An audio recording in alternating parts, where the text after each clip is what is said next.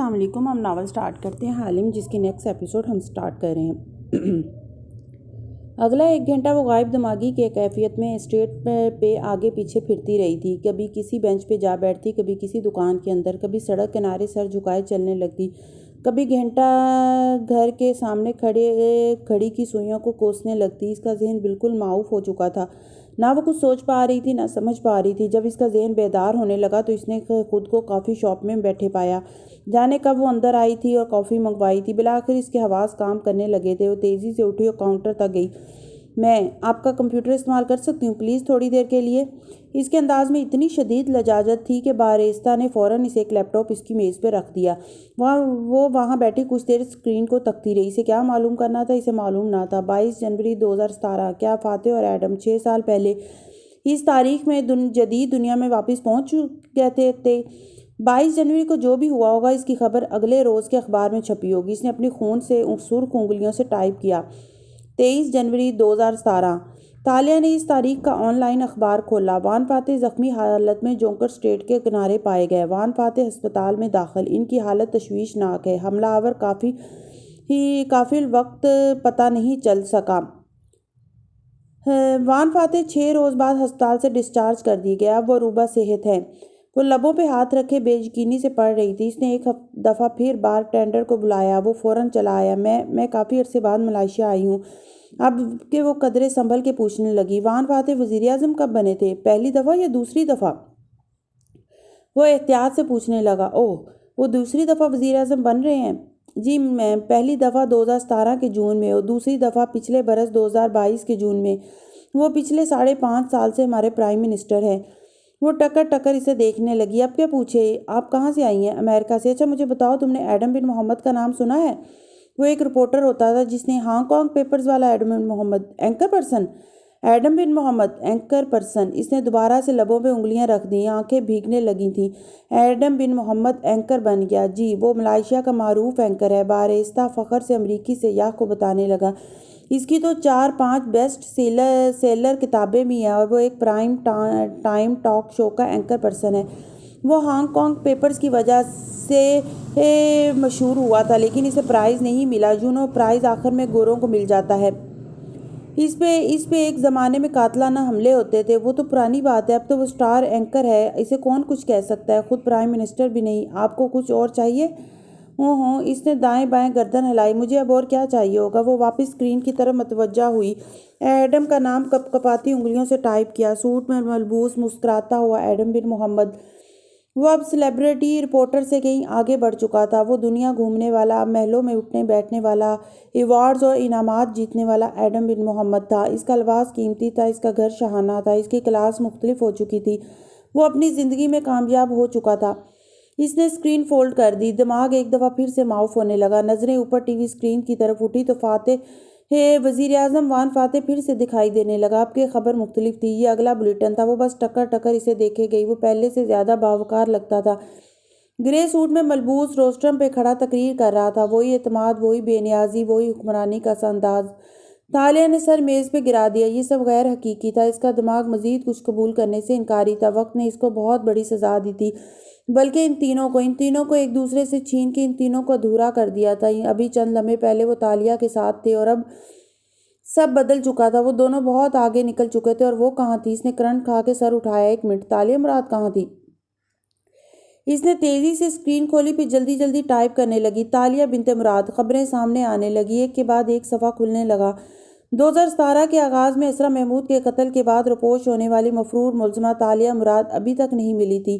غالباً وہ ملک سے بھاگ چکی تھیں اور گمنامی کی زندگی گزار رہی تھیں. اسرا محمود کے قتل کا کیس ابھی تک بند نہیں ہوا تھا. وہ فائل پولیس ڈپارٹمنٹ میں کھلی تھی اور اشرف محمود نے ہر طرح سے زور لگا کے اس کو کھلا رہنے دیا تھا.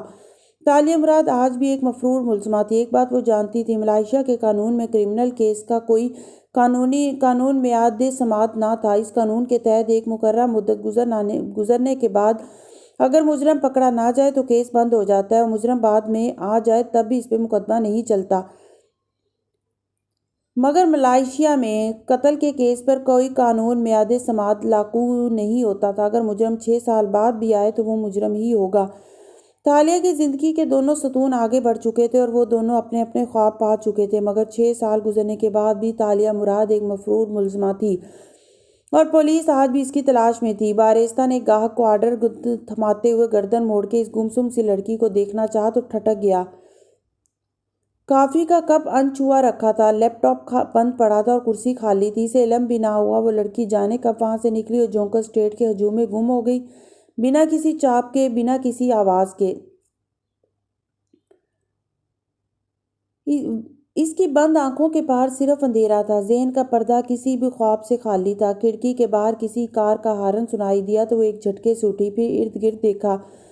وہ قدیم علاقہ میں نہیں تھی، وہ کے ایل کے ہوٹل روم میں نیند سے جاگی تھی، اور نیند میں ایسی جو خوابوں سے خالی تھی۔ وہ گزشتہ رات جونکر اسٹریٹ کے ایک مین ہول سے واپس اپنی دنیا میں آئی تھی اور یہاں آ کے معلوم ہوا تھا کہ باقی ساری دنیا آگے بڑھ چکی ہے، وہ پیچھے رہ گئی تھی۔ ایسے جنگجو کی مانند جو میدان جنگ میں پیچھے دیکھنے کی غلطی کی پاداش میں نمک کا مجسمہ بنا دیا جاتا ہے۔ دوست اور دشمن، ہارتے جیتتے، جھنڈے گاڑتے آگے بڑھتے چل جاتے ہیں اور وہ نمک کا مجسمہ وہیں کھڑا رہ جاتا ہے، زمان و مکان کی قید سے آزاد۔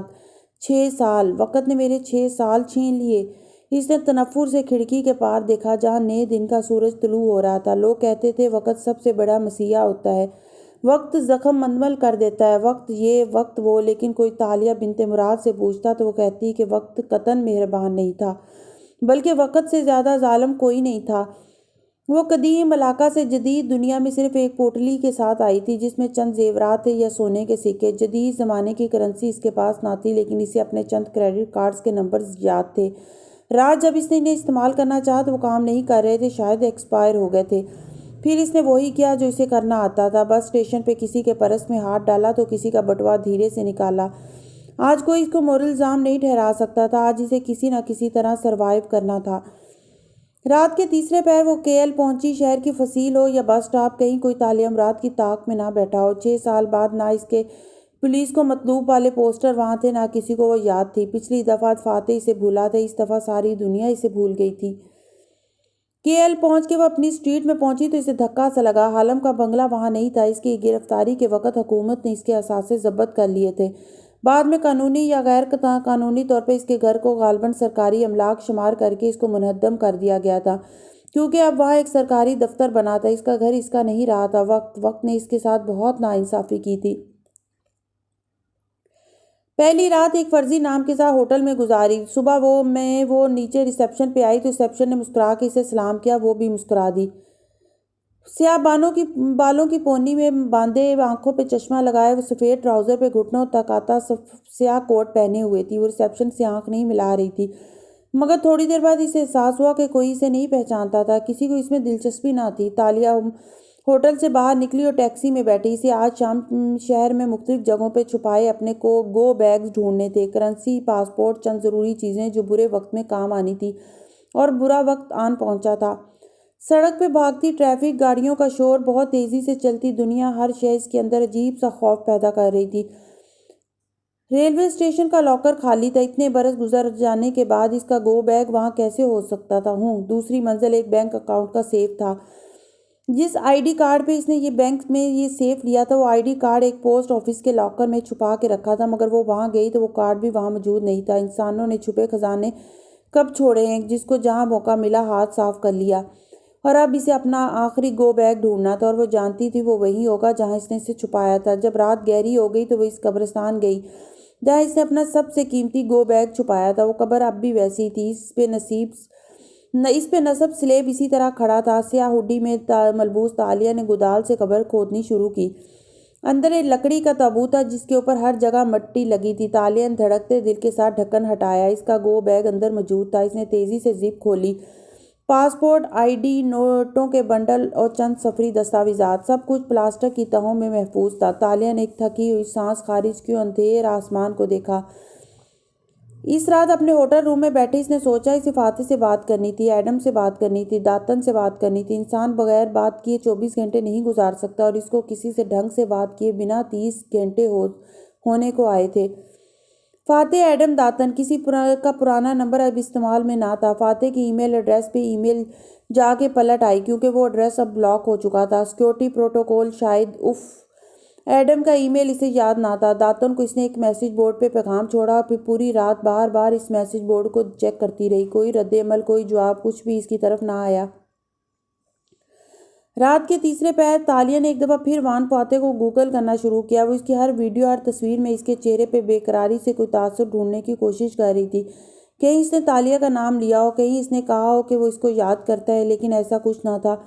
پرائم منسٹر بننے کے بعد اس نے انٹرویوز دینے چھوڑ دیے تھے۔ 6 سالوں میں درجن بھر سے زائد انٹرویوز اسے نہیں ملے تھے۔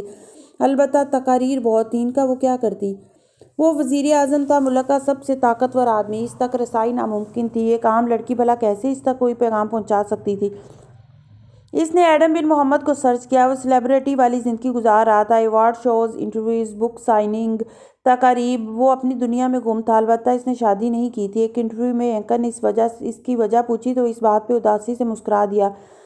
بیڈ پہ بیٹھی موبائل پہ انٹرویو دیکھتی تالیہ دم سادے کہ اس کا جواب سننے لگی۔ اسکرین پہ ایڈم ایک آرام دہ صوفے پہ بیٹھا نظر آ رہا تھا۔ اس نے نیلی جینز پہ سفید ہائی نیک پہن رکھی تھی اور ٹانگ پہ ٹانگ جمائے بازو صوفے کی پشت پہ پھیلا رکھا تھا۔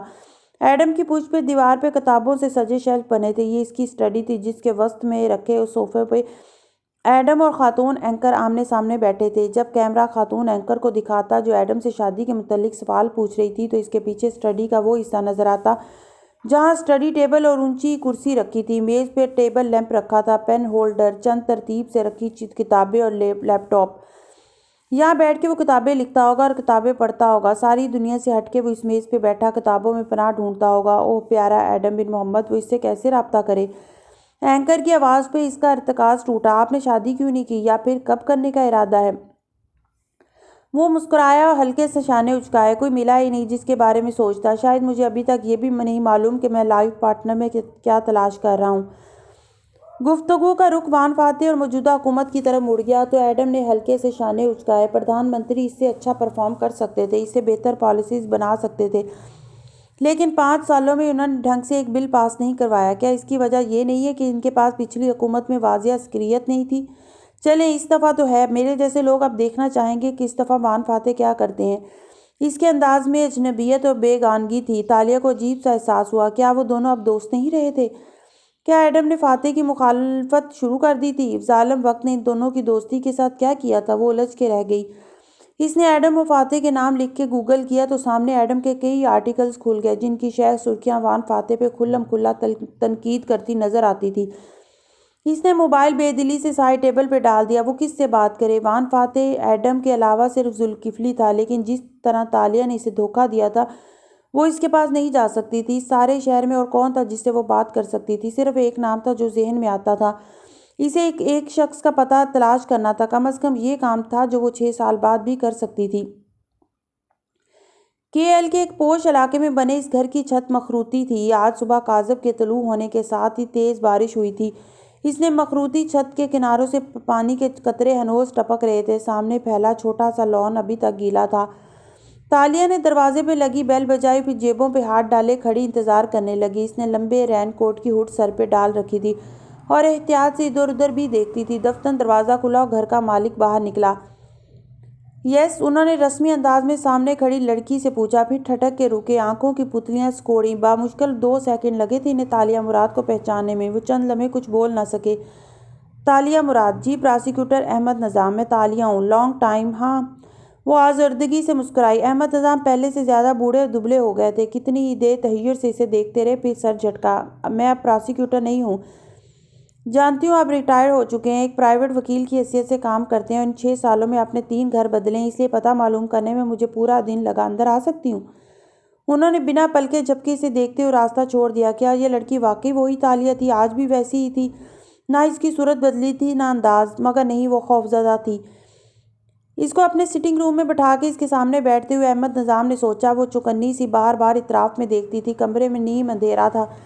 احمد نظام نے جالی دار پردے ہٹائے تو سبز لان سا دکھائی دینے لگا۔ وہ کھڑکی کے مقابل صوفے پہ بیٹھی تھی۔ اس کی نظر بیک وقت کھڑکی اور داخلی دروازے دونوں پہ تھی۔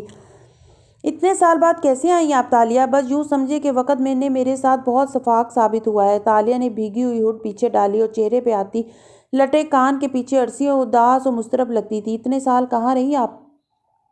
جانتی تھی آپ کا پہلا سوال یہی ہوگا۔ ہر हर इस शख्स का पहला सवाल यही होगा जिससे मैं आज के बाद मिलूंगी, इसलिए इसका जवाब घर लिया है मैंने। यूँ समझें कि एक दूसरे मुल्क में फंस गई थी, जहाँ से इतने बरस तक मैं निकल ही ना पाई।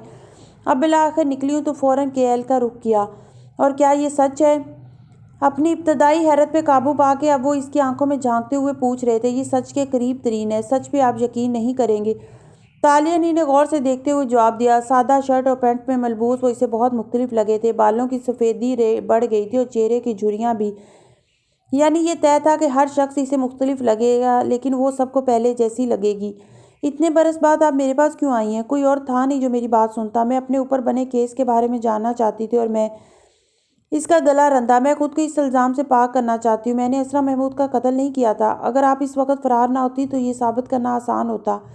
आपके फ़रार ने आपको मुजरिम बना दिया। तालिया वो अफसोस से इसे देख रहा था। मगर कोई तो रास्ता होगा। वे बेचैन हुई। यूँ लगता था वो बगैर प्लान के यहाँ आ गई थी। आप इतने साल तक छुपी क्यों रही? पहले क्यों नहीं आई? वक़्त ने मेरा साथ नहीं दिया निज़ाम साहब। मगर आप बताएं, क्या आपको लगता है मैं असरा की कातिल हूँ? तालिया, उन्होंने गहरी सांस अंदर खींची। जहाँ तक मुझे याद पड़ता है आपके खिलाफ बहुत से शवाहिद मौजूद थे। मेरे पास इस केस की फाइल अब तक पड़ी है, मैं लाता हूँ। वो उठे तो इनके साथ खड़ी हुई। क्या आप अंदर जाके पुलिस को कॉल करेंगे? आप जानते हैं मैं पुलिस के आने से पहले गायब हो चुकी होंगी। अगर आप इतने अरसे बाद आ गई हैं तो उसका मतलब है आप खुद को कानून के हवाले करने के लिए तैयार है। मैं फाइल लेकर आता हूँ। मैं चाहती हूँ पुलिस के पास जाने से पहले आप मेरी बात सुने। अगर मैं आपको अपनी बेगुनाही का यकीन ना दिला सकी तो किसी को नहीं दिला सकूंगी। इसके लिए हमें आप पे लगे इल्ज़ामात और मौजूदा शवाहिद का जायज़ा लेना होगा।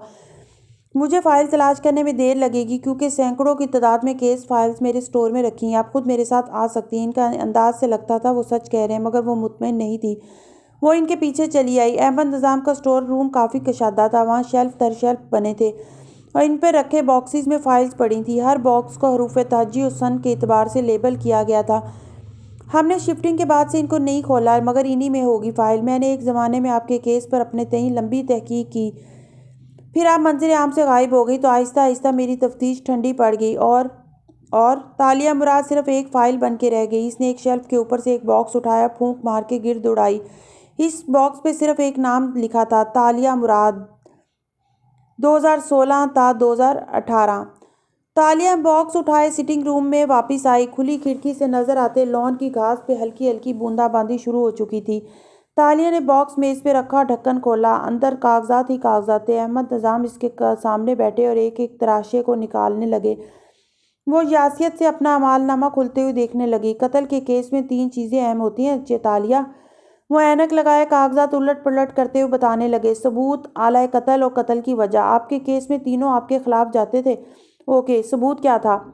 आप फातेह के घर चॉकलेट केक भेजती थी। इन केक के आर्डर्स आपके क्रेडिट कार्ड से किया गया था। बहुत से गवाहों के मुताबिक असरा महमूद ने इन्हें खुद कहा था कि वो केक आपकी तरफ से आते थे और असरा इनको खा लेती थी। असरा की शहादत अब भी अहम है। उन्होंने अहमद निज़ाम ऐनक लगाए एक नाम पढ़ के बताने लगे। उन्होंने दौलत अमान नामी अफीसर से अपनी मौत वाले दिन कहा था कि इन्हें शक है तालिया मुराद इन्हें मरवाना चाहती हैं। ये गवाही बहुत अहम है। इसी दिन आपका और असरा का झगड़ा भी हुआ। मुलाजिम इसके गवाह थे। उन्होंने ऐनक उतारी और तालिया को देखा तो तेजी से बोली, मेरा सवाल अब भी वही है, आपको क्या लगता है? मुझे तब भी मालूम था, अब भी मालूम है, आपने असरा का कत्ल नहीं किया। वो इस जवाब की तवक्को नहीं कर रही थी। चंद लम्हे के लिए कुछ बोल नहीं सकी। क्यों? क्या ये सबूत कमज़ोर है? नहीं, क्योंकि ये सबूत परफेक्ट हैं। ये आपको मुजरिम साबित करने के लिए काफ़ी हैं। जबकि जितनी ज़हीन आप हैं, आप इतने बड़े बड़े सबूत नहीं छोड़ सकती। आपके पास तो दर्जनों शनाख्तें थीं। फिर आपने अपने ही क्रेडिट कार्ड से केक क्यों ऑर्डर किया? आपको असरा को मारना होता तो किसी और तरीके से भी मार सकती थी। सारी दुनिया के सामने इनसे झगड़ा ना करती। आप असरा की कातिल नहीं हो सकती और मैं जानता हूँ इन दिनों आप मिस्र में थी। आपको सोफिया रहमान से माफ़ीनामा चाहिए था। ऐसे में आप एक कत्ल कैसे प्लॉट कर सकती हैं? बारिश की बूंदें अब खिड़की के शीशे पे टपकती नीचे को लड़क रही थी। सब्ज लॉन धुंधला गया था। दुरुस्त। दूसरी चीज, आला कत्ल, इसने संजीदगी से पूछा। केक का आखिरी टुकड़ा जो पुलिस को मिला था, इस पे आर्सेनिक छिड़की हुई थी। आला कत्ल आपके कार्ड से ऑर्डर हुआ था तो इसका खुरा भी आप तक जाता था। यानी हर चीज़ मेरे खिलाफ जाती है। लेकिन मेरे पास एलिबाई थी। जिस वक्त केक आने शुरू हुए मैं मिस्र में थी। जिस दिन असरा की डेथ हुई इस दिन आप केएल में थी। इस दिन आपका इनसे झगड़ा भी हुआ। मसला ये है चितालिया कि आम दुनिया की पुलिस फिल्मों वाली पुलिस से मुख्तलिफ होती है। आम दुनिया में जिसके कार्ड से आला कत्ल ऑर्डर किया जाता है वही कातिल निकलता है। 99% केसेस में ज़ाहिरी शफात जिसकी तरफ इशारा करते हैं वही कातिल होता है। پولیس ہمیشہ ظاہری شفاہت کا پیچھا کرتی ہے اور مرڈر مسٹریز اور فلمیں صرف اس 1% کے لیے لکھی جاتی ہیں جہاں قاتل ہوشیار ہوتا ہے اور اپنا سراغ مٹا لیتا ہے۔ وہاں 99% قاتل اتنے ہوشیار نہیں ہوتے۔ یہاں کوئی یہ نہیں سوچے گا کہ تالیہ اتنی ذہین تھی تو ثبوت کیوں چھوڑا۔ پولیس یہ سوچے گی کہ چونکہ ہم بہت ذہین ہیں اس لیے ہم نے کیک آرڈر کرنے والے کا کارڈ نمبر حاصل کیا اور بینک سے اس کا نام معلوم کیا تو وہ تالیہ مراد نکلی اور اس کو اپنی کامیابی سمجھتے ہیں۔ یعنی مجھے اپنا نام کلیئر کروانے کی بجائے ملک سے فرار ہو جانا چاہیے کیونکہ یہاں کوئی میرا یقین نہیں کرے گا۔ وہ تلخی سے بولی۔ اس کے انداز میں واضح بے بسی تھی۔ یہ فیصلہ آپ کو کرنا ہے۔ میں آپ کی رپورٹ نہیں کروں گا کیونکہ آپ اس کیس میں بے قصور ہیں۔ انہوں نے فائل بند کی اور اینک اتار کے رکھی۔ چند لمحے کے لیے اس روشن سٹنگ روم میں خاموشی چھائی رہی۔ وان فاتح کے یہ 6 سال کیسے گزرے؟ اس نے کھڑکی سے بند دھندلے لان کو دیکھتے ہوئے سوال پوچھا تو احمد نظام چونکے۔ کیا آپ ان سے رابطے میں نہیں ہیں؟ تالیہ نے گردن دائیں سے بائیں ہلائی۔ میں نے کہا نا وقت نے میرے ساتھ اچھا نہیں کیا۔ میں صرف یہ جانتی ہوں کہ وہ 2 دفعہ وزیر اعظم بن چکے ہیں اور کچھ نہیں۔ تو کیا اتنے برس آپ نے نیوز یا ان کا سوشل میڈیا کچھ نہیں دیکھا؟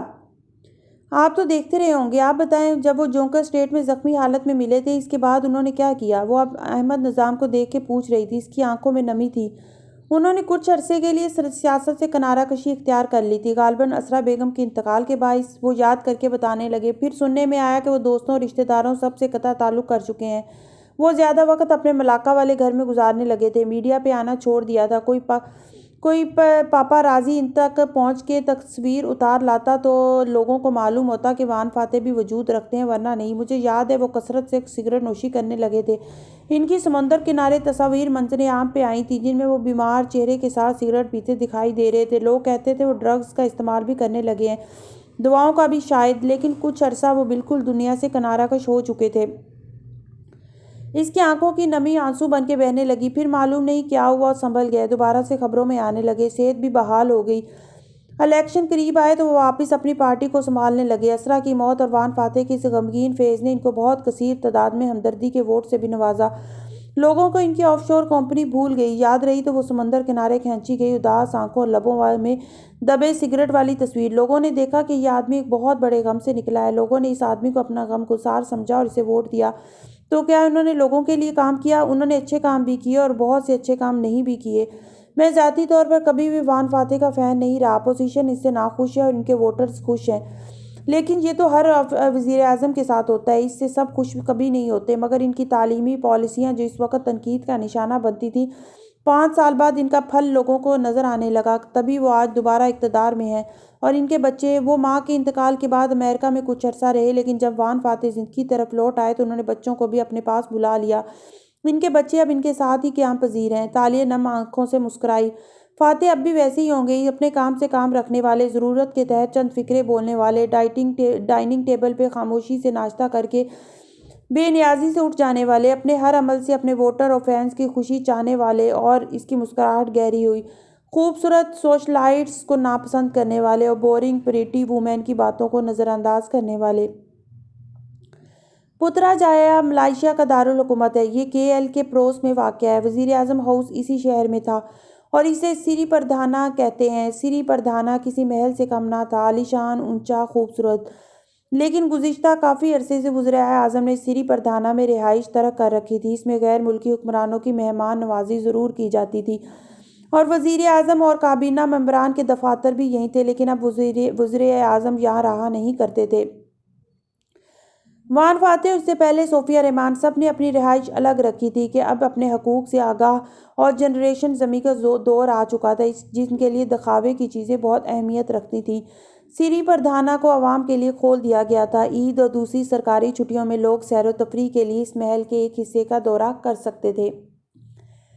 وان فاتح کی اپنی رہائش گاہ پترا جایا میں واقع تھی۔ وہ 2 منزلہ بنگلہ تھا جس کے چاروں طرف سبزہ زار تھا۔ اس کی فصیل اونچی 4 دیواری کی شکل بنائی گئی تھی جہاں سیکورٹی سخت نظر آتی تھی۔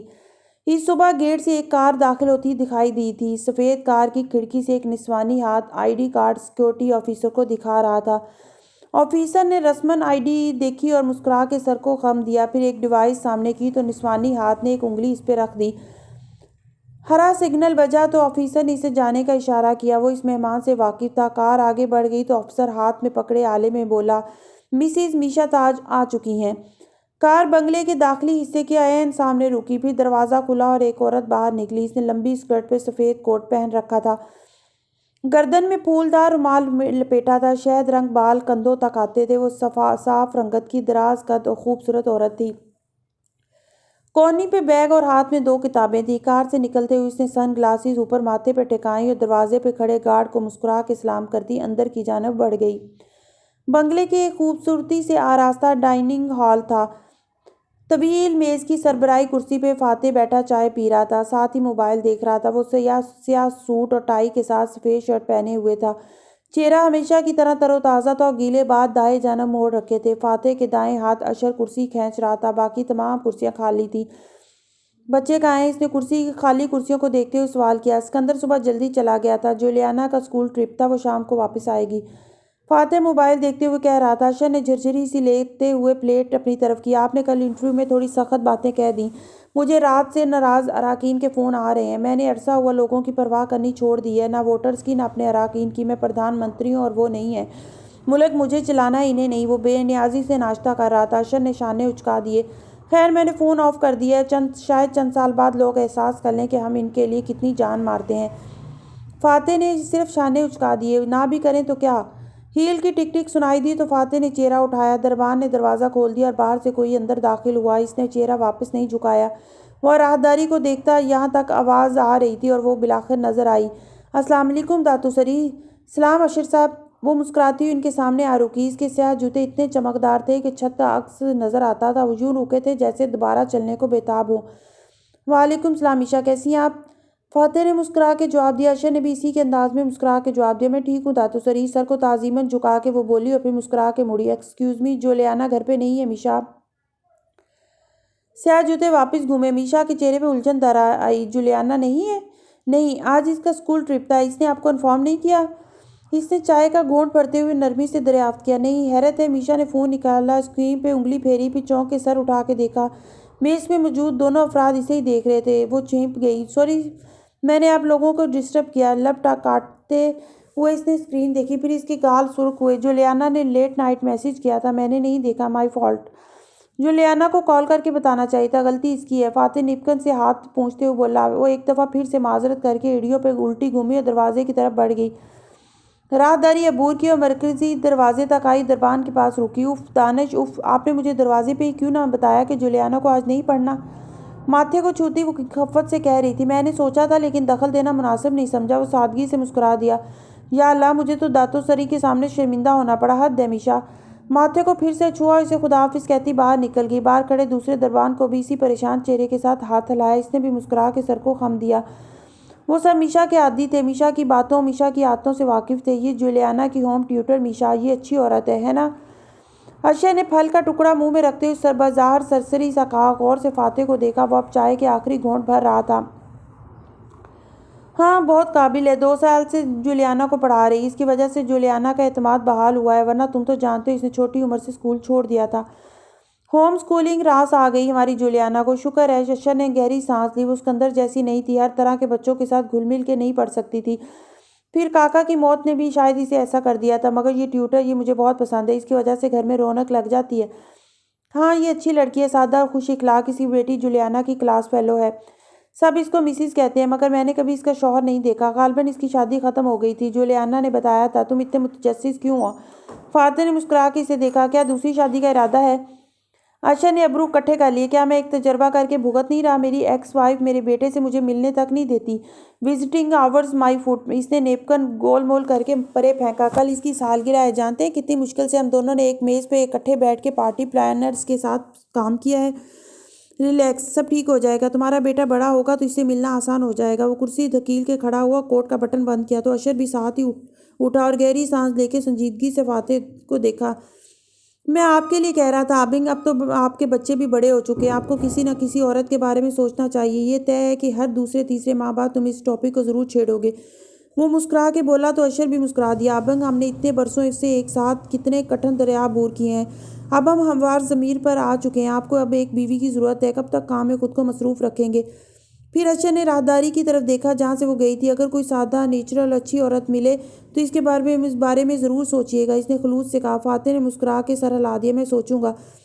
اس کے چہرے پہ کوئی سایہ، کوئی یاد کچھ نہ تھا۔ وہ بالکل مطمئن اور اپنی زندگی سے قانع لگتا تھا۔ اشر کے لیے اس کی یقین دہانی نہیں تھی۔ وہ مسکرا دیا اور پھر دونوں ایک ساتھ دروازے کی طرف بڑھ گئے۔ لاؤنج عبور کرتے ہوئے فاتح نے کھڑکی کے باہر بھیگتے منظرنامے کو دیکھا اور سوچا، آج پترا جایا میں ہر دوسرے روز کی طرح بارش شروع ہو چکی تھی اور یقیناً کے ایل میں بھی۔ احمد نظام کے مہمان خانے کی کھڑکی سے نظر آتا سبزہ زار ہنوز بارش میں بھیگ رہا تھا۔ پانی نے کھڑکی کے شیشے کو دھندلا دیا تھا۔ وہ ابھی تک باہر دیکھ رہی تھی اور وہ اسے کیا انہوں نے دوبارہ شادی نہیں کی یا ان کی زندگی میں کوئی اور عورت نہیں آئی؟ وہ باہر دیکھتے ہوئے بڑبڑائی، نہیں، اشر کی بیوی واحد عورت تھی جو فیملی فوٹوز میں نظر آنے لگی تھی، لیکن اشر اور اس کی علیحدگی کے بعد وہ بھی منظر سے ہٹ گئی۔ وان فاتح اپنے بچوں اور اشر کے ساتھ ایک ہی گھر میں رہتے ہیں۔ انہوں نے موبائل نکال کے چند بٹن دبائے، پھر اسکرین کا رخ اس کی طرف کیا۔ وہ جھک کے دیکھنے لگی۔ فاتح کے کسی فین پیج کی تصویر سامنے کھلی تھی۔ یہ پچھلے برس کی تھی۔ جولیانا کی سالگرہ کا کیک کاٹا جا رہا تھا۔ فاتح، اسکندر اور اشر کے علاوہ وہاں صرف کم عمر لڑکیاں تھیں جو یقیناً جولیانا کی سہیلیاں تھیں۔ البتہ ایک عورت ان سب میں نمایاں تھی۔ اس نے سر پہ ترچھا ہیٹ پہن رکھا تھا، مسکرا کے تالی بجا رہی تھی۔ یہ عورت کون ہے؟ اس نے انگلی سے اسکرین کی طرف اشارہ کیا تو احمد نظام نے موبائل اپنی طرف موڑا۔ میشا تاج، یہ جولیانا فاتح کی ہوم ٹیوٹر ہے۔ چند سالوں سے ان کی فیملی کا حصہ ہے۔ اس کو 2-4 دفعہ میں نے ان کی فیملی فوٹوز میں ہی دیکھا ہے۔ تالیہ پتلیاں سکوڑے غور سے اس عورت کا خوبصورت چہرہ دیکھ رہی تھی۔ اس کے بال بہت خوبصورتی سے سٹائل کیے گئے تھے، کندھوں تک آتے، شہد رنگ کے بال، کانوں میں ننھے ہیرے، سفید اسکرٹ کے اوپر نیلا منی کوٹ اور مسکراتے ہوئے گال پہ پڑنے والا معصوم سا ڈمپل۔ یہ کیا کرتی ہے ٹیوٹر ہونے کے علاوہ؟ پھر نظریں اٹھا کے انہیں دیکھا۔ ایک منٹ، یہ آرٹسٹ ہے نا؟ اس کی لنکڈ پروفائل چیک کریں، کہنے کے ساتھ انہوں نے موبائل پہ چند بٹن دبائے، پھر پڑھ کے بتانے لگے، جی یہ ایک آرٹسٹ ہے، پینٹ بھی کرتی ہے اور فوٹوگرافی بھی۔ اس کی 1-2 نمائشیں بھی ہو چکی ہیں۔ کیا آپ اسے جانتی ہیں؟ ہوں، میں اسے پہچانتی ہوں۔ معروف سوشلائٹ، آرٹسٹ، خوش اخلاق، ذہین، غیر شادی شدہ۔ پھر رکی اور جیسے تصحیح کی، نہیں، اس کی شادی ہو چکی ہے، بلکہ علیحدگی بھی ہو چکی ہے۔ اگر آپ اس کو جانتی ہیں تو اس کے توسط سے وان فاتح سے ملاقات کر سکتی ہیں۔ میرا خیال تھا آپ بھی اس کو جانتے ہوں گے۔ وہ جیسے حیران ہوئی تھی۔ نہیں، میں نے اس کو سوشل میڈیا پہ ہی تھوڑا بہت دیکھا ہے۔ میں اسے کیسے جانوں گا؟ میں ٹھہرا مڈل کلاس آدمی اور یہ خاتون ایلیٹ کلاس سے تعلق رکھتی ہیں۔ وہ اس کی حیرت پہ حیران ہوئے تھے۔ لیکن آپ 6 سال کے لیے اس ملک سے دور تھیں۔ آپ ان کو 6 سال پہلے سے جانتی ہیں کیا؟ وہ متجسس ہوئے۔ ایڈم کیسا ہے؟ ایڈم بن محمد۔ وہ اس کا سوال نظر انداز کر گئی۔ وہ اینکر؟ جی، وہ میرا بہت اچھا دوست تھا۔ وہ مسکرا کے بولی تو احمد نظام چند لمحے اسے دیکھتے رہے۔ ان کی نظروں میں کچھ تھا جو اس کا ماتھا ٹھنکا۔ ایڈم کے بارے میں کیا جانتے ہیں آپ؟ آپ نے پھر کبھی اس سے رابطے کی کوشش نہیں کی؟ نہیں، کیوں؟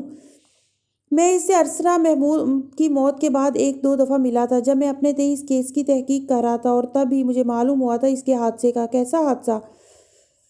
وہ سیدھی ہو کے بیٹھی۔ جب وان فاتح زخمی حالت میں ملے تھے جونکر اسٹریٹ پہ، اس کے آس پاس کی بات ہے، ایڈم علاقہ کے ایک ہسپتال میں داخل رہا تھا۔ کچھ لوگ اسے نیم بیہوشی کی حالت میں ہسپتال لے کر آئے تھے۔ اس کا کہنا تھا کہ وہ نہیں جانتا وہ جونکر اسٹریٹ تک کیسے پہنچا۔ اس کی یادداشت متاثر ہوئی تھی۔ یادداشت؟ وہ پلک جھپکنا تک بھول گئی۔ اس کا سانس رک گیا۔ جی، اس کو پچھلے چند ماہ کے واقعات بھول چکے تھے۔ کوئی ذہنی صدمہ تھا یا کیا؟ اس کو یہ بھی نہیں معلوم تھا کہ وہ ایک سیلیبریٹی رپورٹر بن چکا ہے۔ اسے بس اتنا یاد تھا کہ وہ وان فاتح کے گھر باڈی مین بن کے گیا تھا۔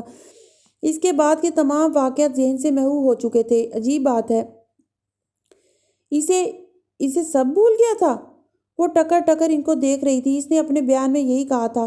ہانگ کانگ پیپرز اس کو کیسے ملے، اسے یہ تک معلوم نہ تھا۔ میں اس سے آپ کے سلسلے میں ملا تھا۔ پولیس نے بھی بار بار اس سے آپ کے لیے رابطہ کیا تھا، لیکن اس کا کہنا تھا کہ وہ کسی تالیہ مراد کو نہیں جانتا۔ البتہ وہ یہ جاننا چاہتا تھا کہ یہ تالیہ مراد کون تھی جس کے بارے میں ہر کوئی اس سے سوال کرتا تھا۔ وہ کافی عرصے تک تھراپی کراتا رہا تھا، پھر بلاخر تندرست ہوا اور واپس رپورٹنگ کی طرف آ گیا۔ کیا اس کی یادداشت واپس آئی؟ اس نے بے قراری سے پوچھا۔ جہاں تک مجھے یاد پڑتا ہے نہیں آئی۔ جب وہ واپس رپورٹنگ کی طرف آیا تو وہ بہت ڈسٹرب لگتا تھا۔ وہ کسی کو نہیں پہچانتا تھا۔ ہانگ کانگ پیپرز کی شہرت، کامیابی، 2 کتابوں کی تصنیف، سب ختم ہو گئی۔ اس زمانے میں اس نے کئی انٹرویوز میں یہ بات کہی تھی۔ وہ ایک رات باڈی مین تھا اور اگلی صبح وہ جاگا تو لوگوں نے کہا وہ رپورٹر ہے، لیکن چونکہ ذہین لڑکا تھا، کام اور ماحول کے ساتھ اڈاپٹ کر گیا، اور آج دیکھو وہ کہاں پہنچ گیا ہے۔ وہ گم سم اس کا چہرہ دیکھ رہی تھی۔ ہو سکتا ہے وہ جھوٹ بول رہا ہو، اداکاری کر رہا ہو۔ جب اس نے آپ کو پہچاننے سے انکار کر دیا تو میں نے بھی یہی سمجھا، پولیس نے بھی یہی سمجھا، لیکن ڈاکٹرز کا کہنا تھا کہ وہ سچ کہہ رہا ہے۔ اس کے کئی ٹیسٹ ہوئے تھے۔ پولیس کا خیال تھا کہ شاید یہ آپ کے کیس سے پیچھا چھڑانے کے لیے ایسا کہہ رہا ہے، لیکن ایسا نہیں تھا، وہ واقعی سچ کہہ رہا تھا۔ نہیں، وہ مذاق کر رہا ہوگا۔ وہ زرد پڑتے چہرے کے ساتھ نفی میں سر ہلا رہی تھی۔ وہ مجھے نہیں بھول سکتا، وہ تمام دن نہیں بھول سکتا۔ احمد نظام نے افسوس سے اسے دیکھا۔ یہ شاید آپ یہ ماننے کو تیار نہیں ہے کہ وقت آگے بڑھ گیا اور لوگ بھی۔ تالیہ نے کنپٹی کو انگلیوں سے مسلتے ہوئے چہرہ کھڑکی کی طرف موڑ لیا۔ سعادی مسلسل نفی میں سر ہلا رہی تھی۔ میں نے کہا نا، وہ اداکاری کر رہا ہوگا، وہ مجھے نہیں بھول سکتا، نہ وہ بدل سکتا ہے۔ اس کی نظریں باہر اگے گھاس پہ جمی تھی۔ وہ اب بھی ویسا ہی ہوگا، کتابیں پڑھنے والا، کتابیں اس کی بہترین دوست ہوں گی، وہ ان میں پناہ ڈھونڈتا ہوگا، ان سے سارے مسئلوں کے حل مانگتا ہوگا، وہ اب بھی ویسا ہی ہوگا۔ ایڈم بن محمد کا اپارٹمنٹ ایک شیشوں سے ڈھکی طویل قامت عمارت کی بالائی منزلوں میں سے تھا۔ لاؤنج کے شیشے کی دیوار دور سے شہر صاف دکھائی دیتا تھا۔ اسٹڈی روم میں اس کی کرسی کے پیچھے بھی شیشے کی دیوار تھی۔ کرسی پہ ایڈم بیٹھا تھا اور کی بورڈ کو دیکھے بغیر اسکرین پہ نظریں مرکوز کیے ٹائپ کر رہا تھا۔ ایڈم کی دائیں جانب دونوں اطراف میں کتابوں کے ریکس رکھے تھے۔ کچھ ریکس اونچے تھے، کچھ نیچے تھے، کچھ سیڑھیوں کی مانند ایک طرف سے چھوٹے، ایک طرف سے اونچے تھے۔ اس ڈیزائن کے باعث اسٹڈی کے وسط میں کھڑے ہو کے تمام ریکس نظر آتے تھے۔ سامنے کاؤچ رکھے تھے جن پہ مہمان بیٹھ سکتے تھے، وہیں دروازہ بھی تھا۔ وہ گاہے بگاہے نگاہ اٹھا کے دروازے کو دیکھ لیتا، پھر واپس کام پہ لگ جاتا۔ سیاہ ہائی نیک شرٹ پہنے، ماتھے پہ بال بکھیرے، ہلکی بڑی شیو والا ایڈم بن محمد پہلے سے زیادہ پرکشش ہو چکا تھا۔ باس، دروازہ کھلا، ایک چینی نقوش کی حامل لڑکی اندر داخل ہوئی۔ اس کا قد درمیانے سے ذرا چھوٹا تھا اور بالوں کا بوائے کٹ تھا، کانوں میں گول سلور بالیاں تھیں۔ اس نے ٹھک ٹھک دروازہ کھٹکھٹایا، مسکرائی اور بیک وقت بہت سی چیزیں سنبھالتی تیزی سے اندر آئی۔ فلائٹ کیسی رہی تمہاری صوفی؟ وہ ٹائپ کرتے ہوئے خوشگوار انداز میں بولا۔ لڑکی افسوس سے سر جھٹکتی آگے آئی، جلدی سے کپ اس کے سامنے رکھا۔ آپ کی آئسڈ امریکانو۔ اس نے لمبا سا کپ ایڈم کے سامنے رکھا جس پہ سیاہ قلم سے رائٹر لکھا تھا، تھینک یو۔ اور کیسے تھے افریقہ کے جنگلات جہاں سے تم کافی لانے گئی تھی؟ اگر آپ مجھے ایک ساتھ بہت سے کام نہ تھمایا کریں تو مجھے اتنی دیر نہ لگا کرے۔ بوائے کٹ والی لڑکی اس کے طنز کو نظر انداز کر کے تحمل سے بولی، یہ رہے آپ کے پرنٹ آؤٹس، یہ آپ کا ریسرچ ڈیٹا، یہ نئے وزٹنگ کارڈز کا سیمپل۔ اس نے باری باری کاغذوں کے چند پلندے سامنے رکھے۔ اب بغل میں صرف ایک پھولا ہوا پیکٹ دبا رکھا تھا۔ پھر سیدھی ہوئی گہری سانس لی۔ آپ کو آفس جانے سے پہلے کچھ اور چاہیے؟ ایڈم نے ٹائپنگ روک کے چھت کو دیکھا۔ 2-3 چیزیں چاہیے ہیں، لیکن سوچ رہا ہوں کہ وہ قریبی ممالک سے مل سکیں گی یا نہیں۔ اور پھر آنکھیں گھما کے ایک ناراض نظر اس پہ ڈالی اور واپس ٹائپ کرنے لگ گیا۔ گڈ، اگر ملائیشیا سے کچھ نہیں لانا تو مجھے آج آف دے دیں۔ ایڈم نے آنکھیں گھما کے اسے دیکھا تو اس نے 2-3 دفعہ پلکیں جھپکی۔ باس، آج میری فرینڈ کی برتھ ڈے ہے، میں آپ کے ساتھ آفس نہیں جا سکوں گی۔ کون اتنی صبح برتھ ڈے مناتا ہے؟ اور آپ اتنی صبح کب سے آفس جانے لگے؟ دوپہر میں ہی جائیں گے، اتنا فاصلہ ہے ریستوران تک اور مجھے لنچ پہ پہنچنا ہے وہاں۔ ایڈم نے افسوس سے سر جھٹکا اور واپس اسکرین کی طرف متوجہ ہوا۔ تم ہر ہفتے کسی نہ کسی بہانے سے چھٹی لے ہی لیتی ہو۔ میرے نہ ہونے سے زیادہ یہ ہوگا کہ آپ کو بار بار چائے کافی نہیں ملے گی اور آپ لکھ نہیں سکیں گے۔ تو خیر ہے، ویسے ہی آپ رائٹرز بلاک کی وجہ سے کتنے ہی ہفتے سے نہیں لکھ رہے۔ وہ مسکراہٹ دبائے بک ریک کی طرف بڑھ گئی تو ایڈم بن محمد نے تلملا کے اسے دیکھا۔ رائٹرز بلاک کے بارے میں ایک لفظ نہیں صوفی، جس کو لکھنا نہیں آتا وہ اس بارے میں کوئی رائے نہ دے تو اچھا ہے۔ مجھے معلوم ہے آپ کتنے دنوں سے نئی کتاب نہیں لکھ رہے، بس یہ چھوٹے موٹے آرٹیکلز لکھتے رہتے ہیں، مگر خیر چھپا لیں، بے شک چھپا لیں۔ ریک کے ساتھ کھڑی صوفی اس کی طرف پشت کیے پیکٹ کھولنے لگی۔ آپ نے جو کتابیں آرڈر کی تھی وہ آ گئی ہیں، ریپر اتارتے ہوئے اطلاع دی۔ میں نے کی تھی؟ وہ ہنوز ٹائپ کر رہا تھا۔ یعنی کہ میں نے آپ کے امیزون اکاؤنٹ سے کی تھی آرڈر باس۔ یہ اس سال کی مین بکرز پرائز کی شارٹ لسٹ کردہ 5 کتابیں ہیں اور بطور رائٹر آپ کے لیے مہینے میں 10 نئی کتابیں پڑھنا ضروری ہے۔ اس نے ریپر ڈسٹ بن میں اچھالا اور نئی نکور 5 دبلی پتلی کتابیں الٹ پلٹ کے دیکھی، پھر ناک کے قریب لے جا کے آنکھیں بند کیے انہیں سونگھا۔ نئی کتاب کی مہک اندر تک روح کو سرشار کر گئی۔ اچھا رکھ دو، تھینکس۔ وہ کافی کا گھونٹ بھرتے ہوئے اسکرین کو دیکھ رہا تھا۔ رکھ دوں گی، ہر ہفتے ان کی ڈسٹنگ بھی کر دوں گی، لیکن نہ کبھی یہ جگہ سے ہلیں گی، نہ ان کے کونے مڑیں گے۔ جب کتاب کا مالک کتاب کو پڑھے ہی نہ تو یہ سب کیسے ہوگا؟ ان کو ریک میں سجاتے ہوئے شکایتی انداز میں بولی، اب تک مجھے تمہاری تقریریں یاد ہو چکی ہیں جو تم نیا بک آرڈر موصول ہونے پہ کرتی ہو۔ صوفی نے ٹھک سے کتابیں اندر گھسائیں اور اس کی طرف گھومی۔ اس کی بالیاں بھی ساتھ ہی گھومی۔ کتابیں پڑھنے کے لیے ہوتی ہیں باس، اتنی بڑی لائبریری میں سجا کے انٹرویوز میں دکھاوے کے لیے نہیں۔ میں کیا کروں صوفی، مجھے وقت نہیں ملتا۔ اس نے لکھتے ہوئے شانے اچکائے۔ مگر آپ کو سوشل میڈیا اسکرول کرنے کے لیے وقت مل جاتا ہے، آپ کو ویڈیو گیمز کھیلنے کے لیے وقت مل جاتا ہے، دوستوں کے ساتھ باربیکیو کرنے اور پارٹیز اٹینڈ کرنے کے لیے وقت مل جاتا ہے۔ ٹھیک ٹھیک، لے لو بھائی تم چھٹی، جاؤ پلیز مجھے کام کرنے دو۔ وہ ناک کھوڑ کے بولا، سر جھٹک کے تیز تیز ٹائپ کرنے لگا۔ جا رہی ہوں، لیکن ویکینڈ پہ ان کو پڑھیے گا ضرور، رات میں سونے سے پہلے بے شک ایک صفحہ۔ تمہیں اگلے 2 دن کی چھٹی بھی چاہیے؟ نظریں اٹھا کے گھورا۔ اسی وقت صوفی کا فون بجنے لگا۔ جا رہی ہوں۔ بوائے کٹ والی اسسٹنٹ سر جھٹک کے باہر نکل گئی۔ اس نے کافی کا کپ لبوں سے لگایا، گھونٹ بھرا، مسکرا کے دوبارہ سے لکھنے لگ گیا۔ کتابیں خاموشی سے اسے کام کرتے دیکھتی رہیں۔ وہ اب بھی باہر لان کے نم گھاس کو دیکھ رہی تھی، یا شاید آنکھیں کسی غیر مرئی نقطے پر جمی تھیں۔ بارش تھم چکی تھی، لیکن تاریک بادل ہنوز چھائے تھے۔ ایڈم، وہ اب بھی ویسا ہوگا شاید۔ چند ثانیے خاموشی سے بیت گیا، پھر اس نے چہرہ ان کی طرف موڑا۔ کیا میں کسی طرح وان فاتح سے مل سکتی ہوں؟ کیا آپ کوشش کر سکتے ہیں؟ سامنے بیٹھے احمد نظام نے کندھے ہلکے سے اچکائے۔ پردھان منتری سے ملنا اس ملک میں سب سے مشکل کام ہے۔ اپائنٹمنٹ کے لیے مہینوں کا پروسیس ہے، اور پھر درخواست ریجیکٹ ہو جاتی ہے۔ پی ایم کے گرد سیکیورٹی اور پروٹوکول کی بہت سی دیواریں، جن کو پھلانگنا میرے قد سے اوپر کی بات ہے۔ میں سمجھ سکتی ہوں، لیکن کیا آپ مجھے ایڈم بن محمد سے ملوا سکتے ہیں؟ وہ بھی ایک سیلیبریٹی ہے، عام جگہوں پہ نہیں جاتا، کافی شاپس، ریستورانوں تک میں اسے ڈھونڈنا ناممکن ہے، لیکن میں اسے اپارٹمنٹ لینے کی کوشش کرتا ہوں، کیونکہ میں اس کی سیکرٹری کو جانتا ہوں، وہ میری بھانجی کے ساتھ پڑھتی تھی۔ انہوں نے موبائل پہ ایک نمبر ملایا اور فون کان سے لگایا۔ امید ہے وہ میرا فون اٹھا لے گی۔ واؤ، اب مجھے ایڈم سے ملنے کے لیے اپارٹمنٹ لینی پڑے گی؟ اس نے دل میں سوچا، لیکن بولی کچھ نہیں، منتظر نظروں سے اسے دیکھتی رہی۔ صوفی، کیسی ہیں آپ؟ میں احمد نظام بات کر رہا ہوں۔ جی ٹھیک ہوں۔ جی، میں نے آپ کا نمبر پہچان لیا تھا، اسپیکر آن تھا اس لیے وہ سن سکتی تھی۔ صوفی، مجھے ایڈم بن محمد سے ملنے کا وقت چاہیے۔ دراصل انہوں نے تالیہ کو دیکھا جو سانس روکے بیٹھی تھی۔ ان سے کہہ دیں کہ تالیہ مراد ان سے ملنا چاہتی ہیں۔ اوہو، میں تو ابھی ان کے گھر سے نکل رہی ہوں، 1 منٹ میں واپس جاتی ہوں۔ گہری سانس لے کے بولی، صرف آپ کے لیے، یاد رکھیے گا۔ اور تالیہ مراد کون ہے وہ پہچان جائیں گے، میں ہولڈ پہ ہوں۔ بہت شکریہ۔ انہوں نے حوصلہ افزا مسکراہٹ سے تالیہ کو دیکھا، لیکن وہ بالکل دم سادے بیٹھی رہی۔ تھوڑی دیر بعد صوفی کی ہانپتی ہوئی آواز اسپیکر پہ گونجی۔ وہ پوچھ رہے ہیں کہ اسرا محمود کے قتل کے کیس والی تالیہ مراد؟ تالیہ کا دل ڈوب کے ابھرا۔ کیا اب یہی تعارف رہ گیا تھا ان دونوں کے درمیان؟ جی وہی۔ اوکے، اور ان کو کس سلسلے میں ملنا ہے؟ تالیہ بالکل چپ بیٹھی رہی، اس کا چہرہ تاریک ہو رہا تھا۔ پھر اس نے فون ان کے ہاتھ سے لے لیا۔ دیکھیں مس صوفی، میرا کیس نئے سرے سے کھلنے جا رہا ہے، میڈیا اس کو کور کرے گا، لیکن میں اپنی سٹوری صرف ایڈم بن محمد کو بتانا چاہتی ہوں۔ پی ایم کی بیوی کا قتل کیس ہے یہ، آپ سوچ لیں۔ اگر آپ کے باس میری کہانی لکھنا چاہیں تو مجھے ملاقات کا وقت دے دیں، ورنہ میں کسی اور سے رابطہ کر لوں گی۔ Okay, wait.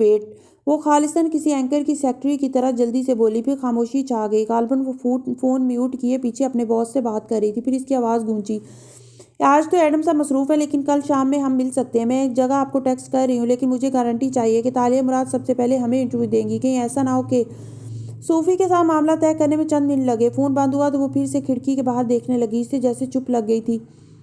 میں نے کہا تھا نا وہ آپ کو نہیں پہچانتا، اگر وہ اداکاری کر رہا ہوتا تو کہتا کون تالیہ مراد، لیکن اس کو یاد تھا کہ اس کی یادداشت کھونے کے بعد اس سے آپ کے بارے میں پوچھا جاتا تھا، اس لیے اس نے اتنا کہا تھا جتنا اس کو یاد تھا، یعنی اب میری پہچان صرف اسرا محمود کی قاتل کی حیثیت سے کروائی جائے گی۔ واؤ، وہ طنز سے کہتی اٹھی اور ہنس پڑی۔ وہ قتل جس کے لیے میرے پاس کوئی وجہ نہیں تھی۔ اور پھر وہ اپنے الفاظ پہ خود ہی چونکی۔ آپ نے کہا 3 چیزیں اہم ہوتی ہیں، ثبوت، آلہ قتل اور موٹیو، قتل کا سبب۔ ثبوت اور آلہ قتل پولیس کے پاس ہے، لیکن وجہ کوئی نہیں ثابت کر سکا۔ میں آخر اسرا محمود کا قتل کیوں کروں گی؟ احمد نظام نے کچھ کہنا چاہا، لیکن وہ تیزی سے بولی، اسرا کو مار کے میں پارٹی کی چیئرپرسن نہیں بن سکتی تھی، نہ ہی میرے اسرا اور فاتح کے درمیان کوئی لو ٹرائنگل تھی۔ تالیہ آپ، لیکن وہ سنے بغیر بولتے ہوئے کمرے میں دائیں سے بائیں چکر کاٹ رہی تھی۔ اگر لو ٹرائنگل ہوتی تو اسرا مجھے مارتی، نہ کہ میں اسرا کو، اور کون سا اسرا کو مار کے ان کی جائیداد میں سے مجھے کچھ مل جانا تھا، پھر میں کیوں ماروں گی انہیں؟ اس نے بیگ اٹھاتے ہوئے سوال کیا، کیا آپ کو اسرا محمود کی وصیت کے بارے میں نہیں معلوم؟ احمد نظام نے تعجب سے اس لڑکی کو دیکھا جو کندھے پہ بیگ اٹھائے ڈرائنگ روم کے وسط میں کھڑی تھی۔ وصیت کے ذکر پہ اس کی آنکھیں پھیلیں۔ کیسی وصیت؟ وہ دھپ سے صوفے کے اس کونے پہ بیٹھی جو ان کے قریب ترین تھا اور بے یقینی سے پوچھا، میرے ہوتے ہوئے کسی وصیت کا تذکرہ نہیں ہوا تھا، لیکن آپ نے آن لائن یا اخبارات میں کہیں تو پڑھا ہوگا کہ سمجھے میں مر گئی تھی 6 سال کے لیے، مجھے کچھ نہیں معلوم تھا کہ دنیا میں کیا ہو رہا تھا۔ ٹھیک، اب بتائیں کون سی وصیت، کیسی وصیت؟ اس کے پریشان چہرے کے دونوں اطراف میں سیاہ لٹیں گر رہی تھی، وہ ان کو کان کے پیچھے اڑسنا بھی بھول گئی تھی۔ واؤ، خیر آپ کو یاد ہوگا کہ اپنی موت والے دن اسرا محمود نے دولت صاحب کو گھر بلایا تھا، जब आप इनसे झगड़ा करके गई थी। उन्होंने ऐनक नाक पे पीछे धकेलते हुए बॉक्स से एक कागज़ निकाल के सामने रखा। दौलत अमान ने पुलिस को बताया कि क्या वो वसीयत लिखवाना चाहती थी? नहीं, वसीयत वो इस वाक़े से 10 दिन पहले लिखवा चुकी थी। वान फाते और दौलत अमान को उन्होंने एग्जेक्टिव विशेज़ मुकर्रर किया था। दौलत अमान के मुताबिक वो आखिरी रोज़ वसीयत में तब्दीली करवाना चाहती थी। नो नो, वो कानों पे हाथ रखना चाहती थी, लेकिन हाथ गोद में धरे के धरे रह गए। प्लीज़ ये मत कहिएगा कि असरा ने मेरे नाम वसीयत में कुछ लिख दिया था जो इनके मरने के बाद मेरा हो सकता था। वो जानती थी इस बात का क्या मतलब था। कत्ल का इससे बेहतर सबब असरा तालिया के ऊपर नहीं डाल सकती थी। Oh no! अहमद निज़ाम ने इस बात में सर हिलाया। वो अपनी आर्ट कलेक्शन से कुछ नवादरात आपके नाम छोड़ गई थी। इनकी मौत के चंद दिन बाद इनकी वसीयत खोल के सुनाई गई थी। वो नवादरात इसी वक्त आपके नाम कर दिए गए थे और वसीयत पे अमल दरामद मुकम्मल कर दिया गया था। ये काम वान फाते ने करवाया था क्योंकि असरा इनको एग्जेक्टिविश बना के गई थी। वो इस वसीयत से नावाकिफ़ थे, लेकिन अपना फ़र्ज़ उन्होंने पूरा किया था। यानी असरा इस बात का इंतज़ाम कर गई थी कि पुलिस को मेरे खिलाफ कत्ल का सबब भी मिल जाए। इसने सर दोनों हाथों में गिरा लिया और आंखें मूंद ली। असरा बेगम की वसीयत आपके खिलाफ सबसे बड़ा सबूत है। लोग एक पेंटिंग के लिए कत्ल कर देते हैं, यहाँ तो वो 7-8 नवादरात आपके लिए छोड़ गई थी। लेकिन उन्होंने आखिरी दिन दौलत अमान से कहा था कि इन्हें शक है तालिया इनको मरवाना चाहती है, इसलिए वो अगली सुबह जाके वसीयत में तब्दीली करवाएंगी। दौलत ने कहा था कि वो पेपर्स तैयार करवा देगा, लेकिन जब वो घर पहुंचा तो देर हो चुकी थी। इनकी वसीयत इनके जनाजे और सोग के अय्याम गुजर जाने के बाद मोरखा 23 जनवरी 2018 को नोटरी पब्लिक में पढ़ के सुनाई गई थी। वो एक कागज़ से पढ़ के बता रहे थे, पहला वर्किंग डे, पहला सोमवार, और वो इतवार को गायब हुई थी और वो इसी एक इतवार में खो गई थी। वसीयतनामा मंजर आम पे आने के बाद मेरे खिलाफ केस मजीद मजबूत हो गया होगा। इसने जर्द चेहरा उठा के ने देखा। बिल्कुल। और दौलत अमान का ये बयान कि असरा वसीयत को बदलवाना चाहती थी क्योंकि इनकी दोस्त वैसी ना थी जैसा वो इनको समझती थी, आपका सारा केस ख़राब करने के लिए काफ़ी था। और वो वसीयत, इसका क्या हुआ? अरशद महमूद ने इन नवादरात के लिए अखबार में इश्तिहार दिया और ऐसे हरबे आजमाए जिनके ज़रिए नवादरात को महंगा बना के पेश किया गया ताकि आप इनके लालच में वापस आ जाएं। हालांकि वह नवादरात किसी खास कदर कीमत के हामिल ना थे, ज़्यादा से ज़्यादा 2-4 लाख में बिक जाते और बस। जब आपको इनका लालच वापस ना ला सका तो वॉशर ने किसी म्यूजियम में आर्जी तौर पर लिखवा दिए। मैं इन नवादरात का क्या करूँगी? वो आपको कभी मिल भी नहीं सकते चेतालिया, क्योंकि अरशद महमूद को मालूम था असरा की वसीयत इस वक्त बेकार हो जाएगी जब वो कोर्ट में अपील दायर करके कहेगा कि ये वसीयत असरा से ज़बरदस्ती लिखवाई गई थी और मेरे ऊपर कत्ल का इल्ज़ाम देखते हुए कोर्ट एक पेशी में अशर के हक़ में फ़ैसला दे देगा और वो बेकार नवादरात मुझे कभी नहीं मिलेंगे। असरा भी यही चाहती थी कि वो मुझे ना मिले। उन्होंने जानबूझ के दौलत को ऐसा बयान लिखवाया जो वसीयत को मशकूक बना दे। आप मुसलसल मिसेस असरा को मोरल इल्ज़ाम ठहरा रही हैं, हालांकि वो मकतूला हैं। आप नहीं यकीन करेंगे, कोई भी नहीं करेगा। इसने सर झटका। यकीनन अब तक अशर इस वसीयत को मनसूख करा चुका होगा। बिल्कुल, इसने ऐसा ही किया होगा। वाह! मैं चंद नवादरात के लिए असरा महमूद का कत्ल करूंगी जिनमें मुझे कोई दिलचस्पी नहीं है और जो किसी म्यूजियम में सजे पड़े हैं। वाह! वो बैग उठाते हुए खड़ी हुई तो इसके चेहरे पे झुंझलाहट और गुस्सा नजर आ रहा था। इस वसीयत के होते हुए मैं अपनी बेगुनाही कभी साबित नहीं कर सकती। मुझे इस मुल्क से दूर चले जाना चाहिए। आप मुझे ऐसे क्यों देख रहे हैं?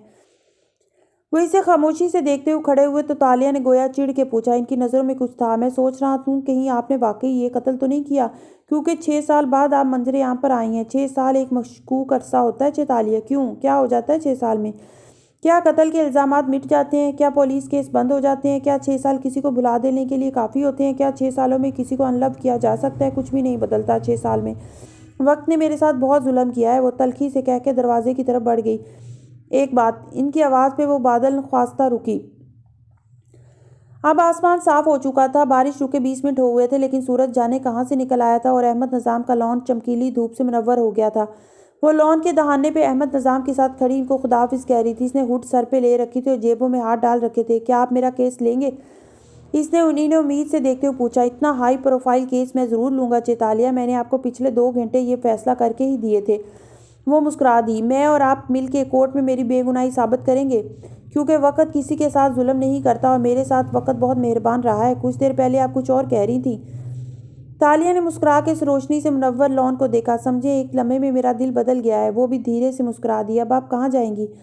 Parliament house. वहाँ प्रधानमंत्री अपने मिनिस्टर्स के साथ आज इजलास में शिरकत करने आएंगे। मैंने सुबह न्यूज़ में देखा था। इतने रश में वो आपको देख भी नहीं पाएंगे। लेकिन अगर किसी और ने देख लिया तो आप गिरफ्तार हो सकती हैं। तो आप है ना मेरे वकील, मेरी ज़मानत के कागजात तैयार रखिएगा। مینی خیز نظروں سے ان کو دیکھتی وہ آگے بڑھ گئی۔ پارلیمان کی عمارت میں کافی تبدیلیاں آ گئی تھیں۔ یہ شاید وقت بدل گیا تھا۔ یہی لفٹ تھی، یہی دیوار تھی جہاں وہ وان فاتح کی کافی پکڑے اس کے پیچھے تیز تیز چلا کرتی تھی۔ فاتح، تالیہ، باڈی مین، گارڈ سب ایک ساتھ لفٹ میں داخل ہوتے تھے، ایک ساتھ نکلتے۔ راستے میں وہ ان کو مختلف کاموں سے آگاہ کرتی جاتی تھی، مگر تب فاتح کے ارد گرد اتنا رش نہیں ہوتا تھا جتنا آج تھا۔ لفٹ کے دروازوں کے سامنے ہجوم اکٹھا تھا، صحافی، کیمرہ مین، سیکورٹی کا عملہ سب تیار بیٹھے تھے کہ ادھر پردھان منتری لفٹ سے نکلیں اور ادھر وہ ان پہ ٹوٹ پڑیں۔ وہ کوریڈور کے دوسرے سرے پہ کھڑی تھی، سر پہ ہڈ ڈالے، سینے پہ بازو لپیٹے، وہ خاموشی سے لفٹ کے بند دروازوں کو دیکھ رہی تھی۔ وہ لفٹ سے نکلے گا، راہداری پار کرے گا اور سامنے والے دروازوں کے پار گم ہو جائے گا۔ ایک راہداری پار کرنے میں اسے 6 سیکنڈ لگنے تھے، تالیہ کو 6 سال لگے تھے، لیکن وقت کی بات تھی۔ لفٹ کے دروازے کھلے، وہ چونک کے سیدھی ہوئی۔ اندر سے وان فاتح 4-5 افراد کے ہمراہ نکلا۔ وہ نکلتے ہی مسکرا کے رپورٹرز کے سوالوں کا جواب دینے لگا۔ اس کے قدم راہداری میں آگے بڑھ رہے تھے، رپورٹرز مائک اس کی طرف بڑھائے الٹے قدموں پیچھے کو ہٹ رہے تھے۔ 1 سیکنڈ، 2 سیکنڈ، 5 سیکنڈ اور وہ دروازے کے پار گم ہو گیا۔ اس نے تالیہ کو نہیں دیکھا۔ فاتح کے پیچھے چلتے اشر کو رپورٹرز نے گھیر لیا۔ وہ مسکرا کے ان سے بات کرتا آگے بڑھنے لگا۔ وہ راہداری کے وسط میں تھا جب رپورٹرز کے ہجوم سے دور کونے میں کھڑی لڑکی پہ اس کی نظر پڑی، سیاہ ہڈ کے حالے میں دمکتا چہرہ۔ وہ اسی کی طرف دیکھ رہی تھی۔ اشر نے ایک نظر اسے دیکھا، پھر مسکرا کے رپورٹرز کو ہاتھ ہلاتا آگے بڑھ گیا۔ وہ 3 قدم چلا، پھر رکا۔ ذہن نے اس چہرے کو پروسیس کرنے میں چند لمحے لیے تھے۔ وہ ایک دم چونک کے مڑا۔ وہ ابھی تک اسے دیکھ رہی تھی۔ دونوں کی نظریں ملی، پھر لڑکی گویا کرنٹ کھا کے گھوم گئی۔ رپورٹرز کا ہجوم راستے میں آ گیا۔ اشر نے گردن اونچی کر کے اسے تلاشنا چاہا۔ رپورٹر سامنے سے ذرا ہٹے تو اس نے دیکھا وہ لڑکی اب وہاں نہیں تھی۔ وہ زیادہ دیر وہاں نہیں کھڑا ہو سکتا تھا۔ رپورٹرز پھر سے سوالات اس کی جانب پھینکنے لگے تھے۔ وہ سر جھٹک کے آگے بڑھ گیا، البتہ اس کا سارا وجود گہرے تعجب کے زیر اثر تھا۔ کیا اس نے واقعی تالیہ مراد کو دیکھا تھا یا یہ اس کا گمان تھا؟ ڈائننگ ہال میں ناشتہ چنا تھا۔ ہر روز کی طرح سربراہی کرسی پہ وان فاتح بیٹھا چائے پینے کے ساتھ موبائل پہ مصروف نظر آتا تھا۔ اشر اور جولیانا اس کے دائیں اور بائیں بیٹھے تھے۔ اشر کافی کے مگ میں چمچ ہلا رہا تھا اور جولیانا تیز تیز دلیا کھا رہی تھی۔ وہ سیاہ لمبے بالوں، اداس آنکھوں والی ٹین ایج لڑکی تھی جس کا سر عموماً جھکا رہتا تھا۔ اس میں اسرا کی شباہت واضح محسوس ہوتی تھی۔ دروازہ دستک کے ساتھ کھلا۔ تینوں نے چہرے اٹھا کے دیکھا تو سامنے میشا کا مسکراتا ہوا چہرہ نظر آیا۔ سوری، میں آپ کو ڈسٹرب کر رہی ہوں۔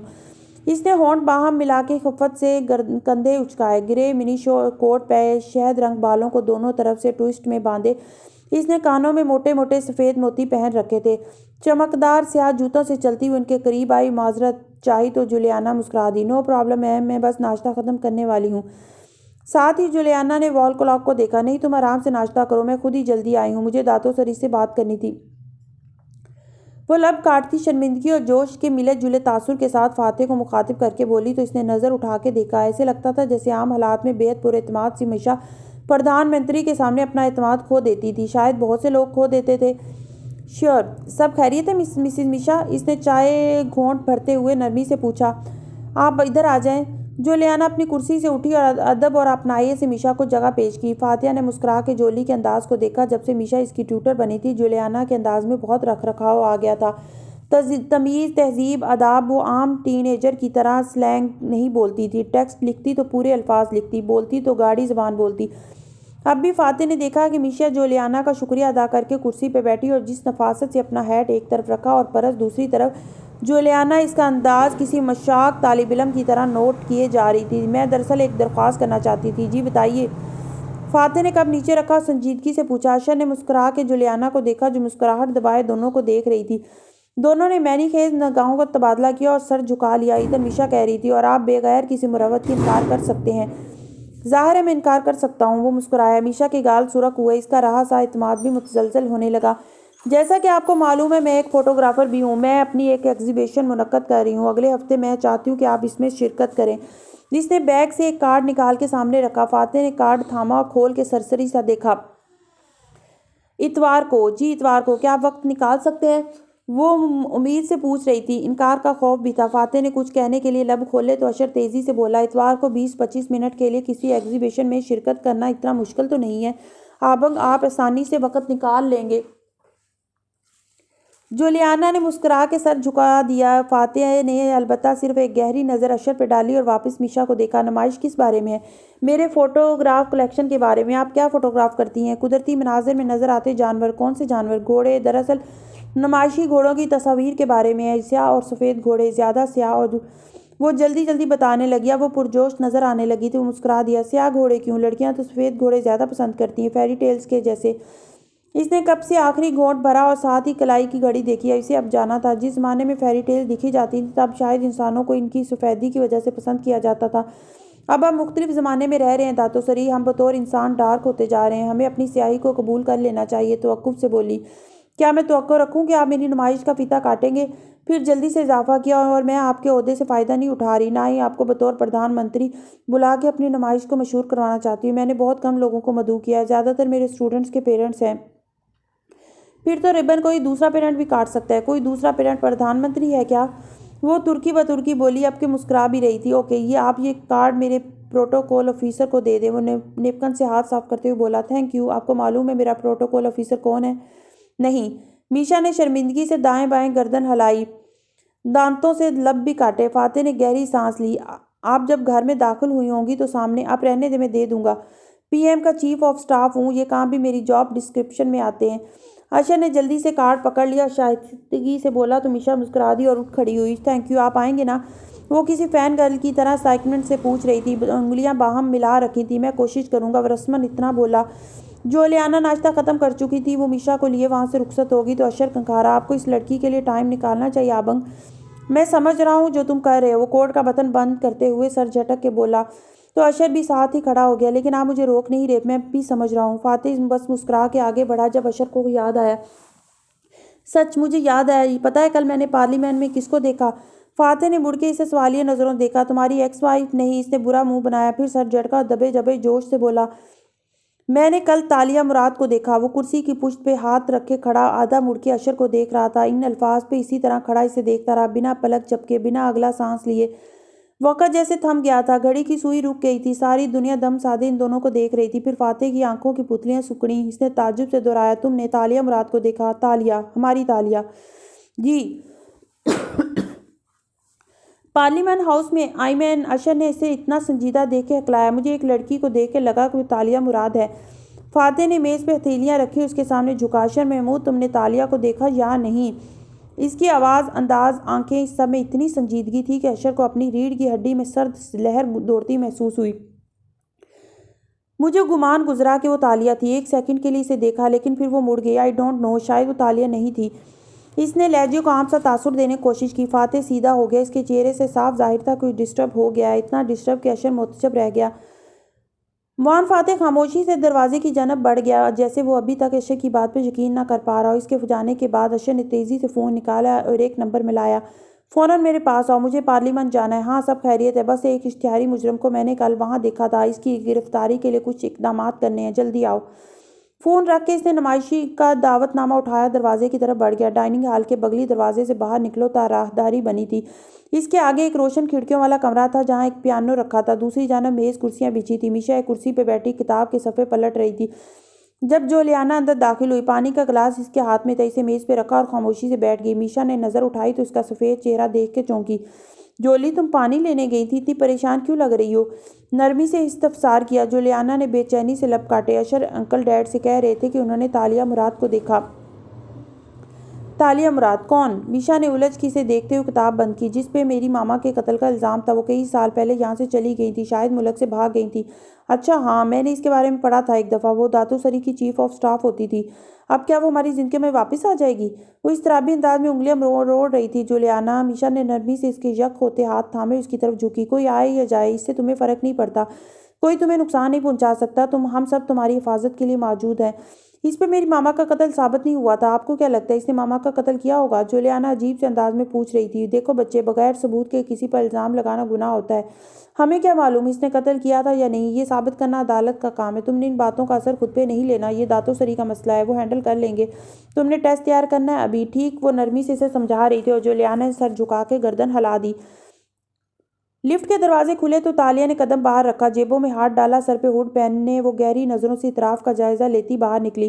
سامنے دو طرف مڑتی راہداریاں تھیں جن پہ اپارٹمنٹس کے دروازے کھلتے تھے۔ ایڈم کا دروازہ بالکل سیدھ میں تھا۔ وہ وہیں کھڑی کچھ دیر اس کو دیکھتی رہی۔ اس دروازے کی گھنٹی پہ ہاتھ رکھنے کے لیے بہت ہمت چاہیے تھی۔ یوں ہی پیچھے مڑ کے دیکھا تو لفٹ جو نیچے جا چکی تھی اب واپس اوپر آ رہی تھی۔ 4 منزلوں کا فرق رہ گیا تھا۔ سرخ سے ہر سیکنڈ تبدیل ہو رہے تھے۔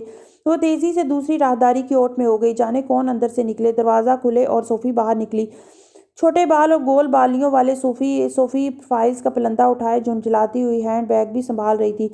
اس کا اسٹرپ بار بار کونی سے لٹک جاتا۔ تالیہ نے اوٹ سے دیکھا، وہ ایڈم کے دروازے کی سمت میں جا رہی تھی۔ یکایک بیچ راہداری کے اس کا بیگ پھسلا۔ اس کو سنبھالتے سنبھالتے ساری فائلز نیچے جا گری۔ یا اللہ! وہ پہلوؤں پہ ہاتھ رکھے سر جھکائے غصے سے بولی۔ دفتر ایڈم کے دروازے کا لاک کھلنے کی آواز آئی۔ اوٹ سے دیکھتی تالیہ فوراً پیچھے ہو گئی۔ دل بری طرح دھڑکا۔ میں تمہیں نیچے بلانے نیچے آنے لگا تھا، کب سے انتظار۔ ایڈم کی آواز ٹوٹ گئی۔ یہ کیا کیا ہے تم نے؟ کافی تو نہیں گرا دی میرے پیپرز بھی؟ یا اللہ صوفی، کافی لائی ہی نہیں، سوچا پیپرز پکڑاؤں پھر لاتی ہوں۔ آپ کی مہمان آ گئی؟ نہیں، اب تک تو آ جانا چاہیے تھا۔ آوازوں سے محسوس ہوتا تھا دونوں نیچے بیٹھے ایک ساتھ پیپر چن رہے تھے۔ تم نے ساری ترتیب ہی بگاڑ دی، ان کو اسٹیپل تو کر لینا تھا۔ سوری باس۔ پھر وہ توقف سے بولی۔ میں نے تالیہ مراد کی جو فائل بنائی تھی وہ پڑھ لی آپ نے؟ ہاں پڑھ لی۔ کیا یہ واقعی سچ ہے کہ وہ کون آرٹسٹ تھی؟ آوازیں سرگوشیوں میں بدل گئیں۔ تالیہ دیوار سے کان لگائے سانس روکے سنے گئی۔ جی باس، اس نے صوفیہ رحمان سے سرکاری معافی نامہ لیا تھا اسرا کو قتل کرنے سے پہلے۔ یعنی اسرا کا قتل اس نے معافی نامے کے بعد کیا؟ وہ ایک اجنبی سا تبصرہ تھا۔ مگر سوال یہ ہے صوفی کہ وہ مجھے اپنی کہانی کیوں بتانا چاہتی ہے؟ وہ کسی بھی اینکر کے پاس جا سکتی تھی، میں ہی کیوں؟ کیونکہ آپ مس مراد کو جانتے تھے۔ آپ کی مختلف پارٹیز میں اکٹھی تصاویر بھی ہیں 6 سال پہلے کی۔ وہی تو مسئلہ ہے، جب عورتوں نے سنا کہ ایڈم کی یادداشت کھو گئی ہے، تب سے اتنی عورتیں آ کے دعویٰ کرنے لگی کہ میں ان کو جانتا ہوں۔ کسی کو میں نے ادھار دیا تھا، کسی کو میں نے پرپوز کیا تھا اور پتہ نہیں کیا کیا تھا۔ وہ ناخوشی سے کہہ رہا تھا۔ اتنی مشکل سے یہ سلسلہ رکا تھا۔ معلوم نہیں مس مراد کو میں کیوں جانتا تھا اور اس کے ساتھ میں نے کیوں پارٹیز اٹینڈ کی تھیں۔ آپ نے اپنی والدہ سے پوچھا؟ ہاں، ان کا کہنا ہے کہ جب میں وان فاتح کا باڈی مین تھا تب وہ ان کے امیر فیملی فرینڈز میں سے ایک تھی اور کبھی کبھی مجھ سے ملنے گھر بھی آتی تھی۔ اب پتہ نہیں اس کا بیان کیا ہوگا۔ وہ چڑچڑا لگتا تھا۔ ریلیکس باکس، اگر جھوٹ بول رہی ہوں گی تو معلوم ہو جائے گا، پھر بھی اس کی مزید چھان بین کرو۔ وہ کرمنل رہ چکی ہے، اس کا کوئی خفیہ ایجنڈا بھی ہو سکتا ہے۔ وہ دونوں اب اندر جا رہے تھے۔ دروازہ بند ہوا تو تالیہ نے آنکھیں کرب سے بند کر لی۔ وہ ایڈم کی ڈور بیل بجانے کا وقت آ گیا تھا۔ صوفیہ اس خوش اخلاقی سے خوش آمدید کہتی اندر لے آئی۔ تالیہ نے ہڈ پیچھے گرا دی اور سیاہ کھلے بال کانوں کے پیچھے اڑس لیے۔ طاہرانہ نگاہوں سے اس پرتعیش اپارٹمنٹ کا جائزہ لیتی وہ صوفی کے پیچھے اسٹڈی میں آ گئی۔ وہاں اجلے سفید صوفے رکھے تھے جن پہ سیاہ اور پیلے کشن رکھے تھے۔ کتابوں کے شیلف دونوں اطراف میں سجے تھے۔ ایڈم ایک صوفے پہ بیٹھا موبائل دیکھ رہا تھا۔ اسے صوفی کے پیچھے آتے دیکھ کے اٹھ کھڑا ہوا اور رسمن مسکرایا۔ خوش آمدید مس مراد۔ اس کا چہرہ اجنبی تھا، وہاں شناسائی کی کوئی رمق نہ تھی۔ وقت دینے کا شکریہ ایڈم صاحب۔ تالیہ اسے گہری نظروں سے دیکھتی بیٹھ گئی۔ ہلکی بڑی شیو، آنکھوں میں چشمہ اور نیلی جینس کے اوپر پوری آستین کی سبز ہائی نیک شرٹ اسے بہت سوبر بنا رہی تھی۔ البتہ چہرے کی سادگی آج بھی ویسی ہی تھی۔ مس مراد، میں کافی لینے جا رہی ہوں، صوفی نے ایک اچھے میزبان کی طرح سے مخاطب کیا۔ آپ کس قسم کی کافی پسند کریں گی؟ جس کو لانے میں آپ کو کافی دیر لگے، اس نے صوفی کو دیکھتے ہوئے سپاٹ سے انداز میں کہا۔ لڑکی کے ابرو استجاب میں اٹھے۔ پھر اس نے ایڈم کو دیکھا، اس نے آنکھوں سے اشارہ کیا۔ وہ سر ہلا کے زبردستی مسکرائی۔ اسپریسو کے ڈبل شاٹ ٹھیک رہیں گے؟ اور دروازے کی طرف بڑھ گئی۔ وہ دونوں اب اسٹڈی روم میں اکیلے بیٹھے تھے، آمنے سامنے۔ درمیان میں میز حائل تھی۔ تالیہ کی نظریں ایک لمحے کے لیے بھی اس سے نہیں ہٹ رہی تھیں۔ ایڈم کی سادہ نظریں بھی اس پہ جمی تھیں۔ آپ نے اپنی ضمانت قبل از گرفتاری کروا رکھی ہے مسز مراد؟ وہ ریکارڈ کا بٹن دباتے ہوئے بولا۔ 6 سال پہلے آپ مجھے چیتالیہ کہتے تھے۔ پھر مس مراد قدرے مغربی طرز تخاطب ہے، لیکن خیر ملائیشیا کافی مغربی ہوتا جا رہا ہے۔ اس نے شانے اچکا دیا۔ ایڈم نے پتلیاں سکوڑ کے بغور اسے دیکھا۔ آپ کے انداز سے لگتا ہے کہ آپ کافی عرصے بعد ملائیشیا آئی ہیں۔ کیا آپ نے ضمانت کروا رکھی ہے مس مراد؟ آپ پوچھیں گے نہیں کہ 6 سال پہلے آپ مجھے کیسے جانتے تھے؟ دونوں نے ایک دوسرے کو دیکھ رہے تھے، پلک جھپکے بغیر۔ کتابیں سانس روکے ان کو دیکھ رہی تھیں۔ میں آپ کو جانتا ہوں، آپ ایک معروف سوشلائٹ تھیں۔ اس نے انداز کو سرسری بنایا۔ آپ کے فرار کے بعد پولیس نے مجھ سے بھی کئی بار آپ کے بارے میں پوچھا تھا۔ آپ جانتے ہیں یا آپ کو یاد ہے؟ وہ اس کی آنکھوں میں جھانک کے مسکرائی۔ ایڈم کے چہرے پہ بیزاری سی ابھری۔ اس نے پہلو بدلا۔ اوکے فائن، میری یادداشت ایک حادثے میں متاثر ہوئی تھی، اس لیے اگر میں نے ان 6 ماہ میں آپ سے کوئی معاہدہ کیا تھا تو آپ مجھے ابھی بتا دیں۔ میں پہیلیوں کا شوقین نہیں ہوں، لیکن ہاں، آپ کو کسی بھی معاہدے کا تحریری ثبوت دینا ہوگا۔ وہ اداسی سے مسکرائی۔ نہیں، آپ کا میرے اوپر کوئی ادھار نہیں ہے۔ ہمارے درمیان کبھی کوئی معاہدہ، کوئی وعدہ نہیں ہوا تھا، بس چند ایک دفعہ پارٹیز میں ملاقات ہوئی تھی، دیٹس اٹ۔ اس نے بھی انداز کو اجنبی بنا لیا۔ ایڈم نے گہری سانس لی، سے چہرے ڈھیروں سکون ملا تھا۔ میں چاہتی ہوں کہ آپ میری سٹوری کو کور کریں اور حقائق عوام کے سامنے لائیں۔ سچ کیا ہے اس کا فیصلہ عوام کرتی ہے، میرا کام دونوں اطراف کی کہانی کو عوام کے سامنے لانا ہے۔ اگر آپ کا کیس چلتا ہے تو میں پراسیکیوشن کا بیانیہ سامنے لانے کا بھی پابند ہوں، مجھے کوئی اعتراض نہیں۔ وہ مسلسل اس کا چہرہ دیکھ رہی تھی۔ اسٹڈی روم میں خاموشی چھا گئی۔ اوکے، آپ بتائیں آپ کا سچ کیا ہے؟ ایڈم ٹانگ پہ ٹانگ جما کے ٹیک لگا کے بیٹھا اور گھٹنے پہ نوٹ بک رکھ کے قلم کھول دیا۔ آپ کو میں واقعی یاد نہیں؟ پتہ نہیں، اس نے کس سانس کے تحت پوچھا۔ ایڈم نے گہری سانس بھری۔ نہیں، آئی ایم سوری، لیکن مجھے ارد گرد کے لوگوں نے آپ کے بارے میں بتایا تھا۔ میں وان فاتح کا باڈی مین تھا ایک زمانے میں۔ وہ اسے دیکھتے ہوئے بڑبڑائی۔ وہیں میری آپ سے ملاقات ہوئی تھی اور ایک پارٹی میں آپ نے وان فاتح کے بااثر مہمانوں کے سامنے میری حمایت کی تھی۔ یاد نہیں کس بات پہ؟ سادگی سے شانے اچکا دیے۔ یہ آپ کو آپ کی والدہ نے بتایا ہوگا، یقیناً۔ وہ زخمی سا مسکرائی۔ اس نے اس بات میں سر ہلایا۔ کیا ہمارے درمیان اس سے زیادہ بھی کچھ تھا؟ اس کی آنکھوں میں تجسس کی چمک در آئی، جیسے اس لڑکی کو جاننے کا خواہش مند ہو۔ نہیں، بس ایک اچھی شناسائی تھی اور ایک سفر ہم نے اکٹھے کیا تھا۔ جنگل کا؟ وہ چونک کے بولا تو وہ ٹھہر کے اسے دیکھنے لگی۔ آپ کو یاد ہے وہ سفر؟ الجھ کے پوچھا ایڈم کنکھارا اور پھر الفاظ ڈھونڈنے لگا۔ مس مراد، میں آپ سے ملنے پہ اس لیے راضی ہوا کیونکہ میں نے ایک عرصہ اپنے ارد گرد آپ کا ذکر سنا ہے اور میں یہ جاننا چاہتا ہوں کہ میرے اور آپ کے درمیان کس قسم کا تعلق تھا، کیونکہ میری یادداشت کے متاثر ہونے کے بعد میں نے چند ایک دفعہ آپ کو خواب میں دیکھا تھا۔ عجیب سی بات ہے، لیکن ہم دونوں ہمیشہ ایک نہ ختم ہونے والے جنگل میں سفر کر رہے ہوتے تھے۔ صرف ہم دونوں؟ جی، صرف ہم دونوں۔ کیوں؟ کیا کوئی اور بھی تھا؟ وہ آگے کو ہوا۔ میں آپ کے سارے سوالات کے جوابات دے دوں گی، لیکن پہلے آپ کو میری کہانی لوگوں کو بتانی ہوگی۔ ڈیل؟ ایڈم بن محمد کی آنکھوں میں چمک در آئی۔ وہ جیسے پرجوش نظر آنے لگا تھا۔ ڈیل؟ پھر توقف سے بولا، یعنی آپ جانتی ہیں کہ میرے ساتھ 6 سال پہلے کیا ہوا تھا، میری یادداشت کیوں کھوئی تھی؟ جی، میں آپ کو تھوڑا بہت بتائے دیتی ہوں۔ ہم ایک سفر پہ گئے تھے اور آپ کو جنگلی جڑی بوٹیوں کے علم پہ عبور حاصل تھا۔ سفر کے آخر میں آپ نے مجھے کچھ بتانا تھا۔ آپ نے کہا تھا کہ ہم جنگل کی اس پار جا کے اس بارے میں بات کریں گے۔ ایک بات کا ادھار تھا آپ کے اوپر بس، لیکن میرا خیال ہے کہ آپ اس لمحے کے آنے سے ڈرتے تھے۔ آپ کا دل اتنی بری طرح ٹوٹا تھا کہ آپ نے ایسی دوا بنا کے کھائی تھی جس سے آپ کی مخصوص وقت کے لیے یادداشت کھو گئی تھی۔ آپ نے اپنی یادداشت کو خود کھویا ہے، جان بوجھ کے۔ یہ ناممکن ہے۔ کوئی دوا ایک مخصوص وقت کی یادداشتیں کیسے ختم کر سکتی ہے؟ وہ حیران ہوا۔ تو پھر آپ کی یادداشت کیسے کھوئی؟ آپ نے یہ اپنے ساتھ خود کیا تھا۔ آپ ایسے تجربے کرتے رہتے تھے دواؤں کے ساتھ۔ یادیں تکلیف دیتی ہیں ایڈم صاحب، اس لیے دیکھیں آج آپ کتنے خوش اور مطمئن ہیں۔ ایک شخص کو ذہن سے مٹا دینے سے کتنے مسئلے حل ہو جاتے ہیں۔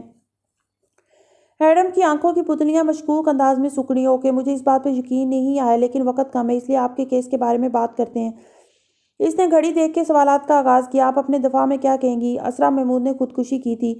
صوفے پہ ٹیک لگائے بیٹھی یہ لڑکی اطمینان سے بولی۔ وہ اپنی زندگی سے مایوس تھیں اور انہوں نے اپنے ساتھ مجھے بھی پھنسانے کا بندوبست کیا تھا۔ وہ لمحے بھر کو ششدر رہ گیا، قلم رکھ دیا، پھر ریکارڈر کا بٹن بند کیا۔ مس مراد، آپ کو معلوم ہے آپ کیا کہہ رہی ہیں؟ کوئی بھی اس بات پہ یقین نہیں کرے گا، اور اسرا کو یہ معلوم تھا وہی اصل قاتل ہے۔